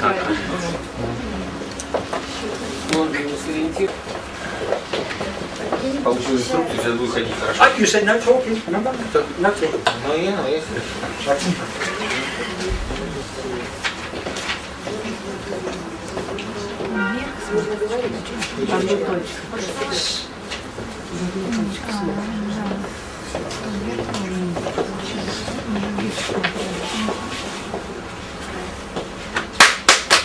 Okay. And next Monday you can talk. Next Monday you can talk. В следующий понедельник будете начнете говорить. Okay. So, what we said. And, sir, while you were there, he said that during the last 2 years, he has, no will to do sports, to walk, to do whatever, just always using his car without physical muscle activity. Okay. That we will look at in a day or two. Через день, через два мы обратимся к тому, о чем вы сказали, что у вас. But I want to tell you what we just did with Peter, or what Peter just did. Я хочу вам рассказать, что с Петром сейчас случилось. It's circulation sex or pericardium. Это меридиан перикарда. But what we call living in the moment. То, что мы называем жизнью сейчас. Now think Жизнью в данный момент.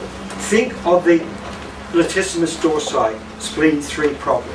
Подумайте о проблеме широчайшей мышцы спины, третьей точки меридиана селезенки. Because it relates. Потому что все это взаимосвязано.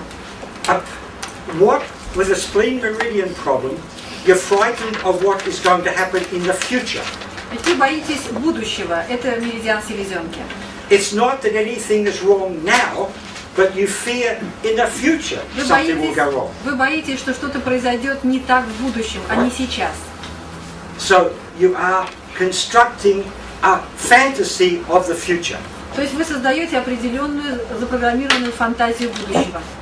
You know, if I can't pay the rent, then I will be sleeping on the street, then I will get pneumonia, and then I will die. Если я не заплачу, так сказать, аренду, меня выкинут на улицу, я буду спать, как говорится, за порогом, подхвачу воспаление легких и умру от этого. Rather than just thinking of where we are at the moment. Вместо того, чтобы думать о настоящем моменте. So all I asked Peter to do Все, что я попросил Петра сделать, was just to concentrate on his feet, концентрировать внимание на движении стоп. not thinking I'm going to go there, I'm going to come here. Не думая о том, что надо дойти до конца аудитории, потом вернуться назад. But just feeling where he is at the moment. То есть попросил его ощущать себя в данный момент времени. You see, like this is doing all of this at this moment. То есть все, что написано на доске, отнести к настоящему моменту. Okay? So now, walk up and down. Пройдите еще раз туда и обратно. But this time, just think of your feet. Думайте только о стопах. Just think of the feeling in your feet while you are walking. То есть концентрируйте внимание просто на ощущениях стоп. Пожалуйста. Then we test when you come back.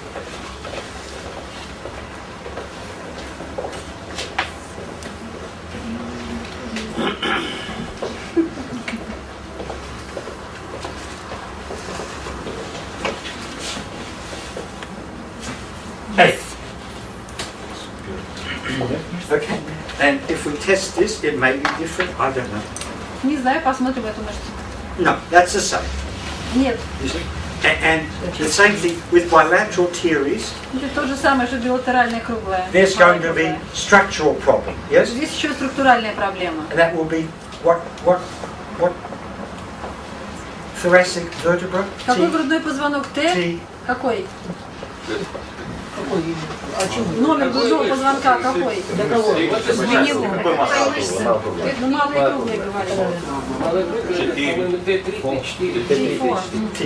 Т4, конечно. So that will require treatment. Это требует лечения. Treatment. Именно лечение. But to stop it coming back. Но необходимо остановить рецидивирование. That will require this. А уже для этого нужно то, что написано на доске. Now, watch him walk again. I didn't plan to talk like that walking, it's just happened. But watch him walking again. This Смотрите way. еще раз, как он походит. Походите, пожалуйста, вдоль. Да. Думайте, вот так. Thinking of what? Just do it. Просто Whatever, походите. it doesn't matter. See, what David Leaf teaches, Вот Дэвид Лиф читает лекции. and he's absolutely right. И то, что он говорит, совершенно справедливо. He's moving his shoulders, Он приводит в движение плечи, but he's not moving his spine. без приведения в движение позвоночника во время ходьбы. You understand? Понимаете? He's doing this, Вот что он делает. and not this. Вместо такого движения. So, rather than his spine being freed up, То есть by movement, it is being locked. вместо того, чтобы при ходьбе размыкался позвоночник, он постоянно держится замкнутым. And that's affecting specifically T4. И, конечно, это влияет особенно на состояние четвертого грудного позвонка. Understand? Понимаете? And David Leaf teaches this a lot. Now, Дэвид Лиф очень много об этом говорит. let's just put you on the table. А теперь на кушетку.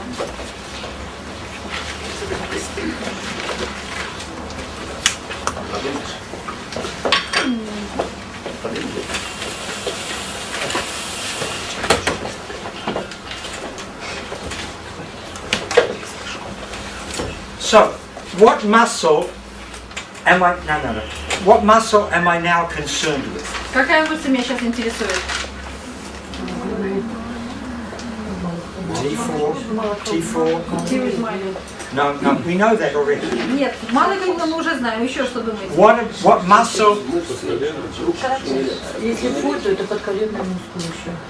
What muscle am I lying him down to test? Я его положила, чтобы какую мышцу тестировать. T4. Т4. Подколенный. What? Поплытывать.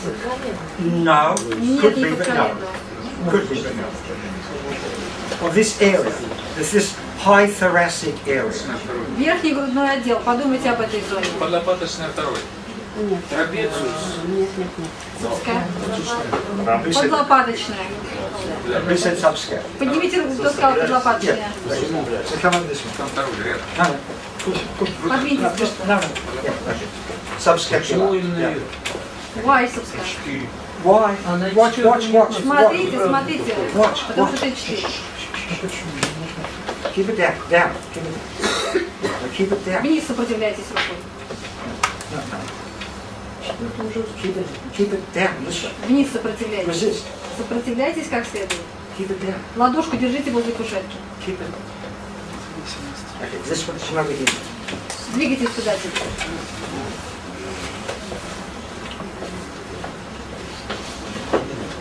Не давайте ладони отрывать от кушетки. Okay. Keep it down. Сопротивляйтесь. Keep it down. Сопротивляйтесь. Yeah. See? This way. Двигайтесь. Keep it down. Keep it. Сопротивляйтесь. So he has left subscap is okay. Левая подлопаточная нормальная. Right subscap not А existent. правая вообще как будто не существует.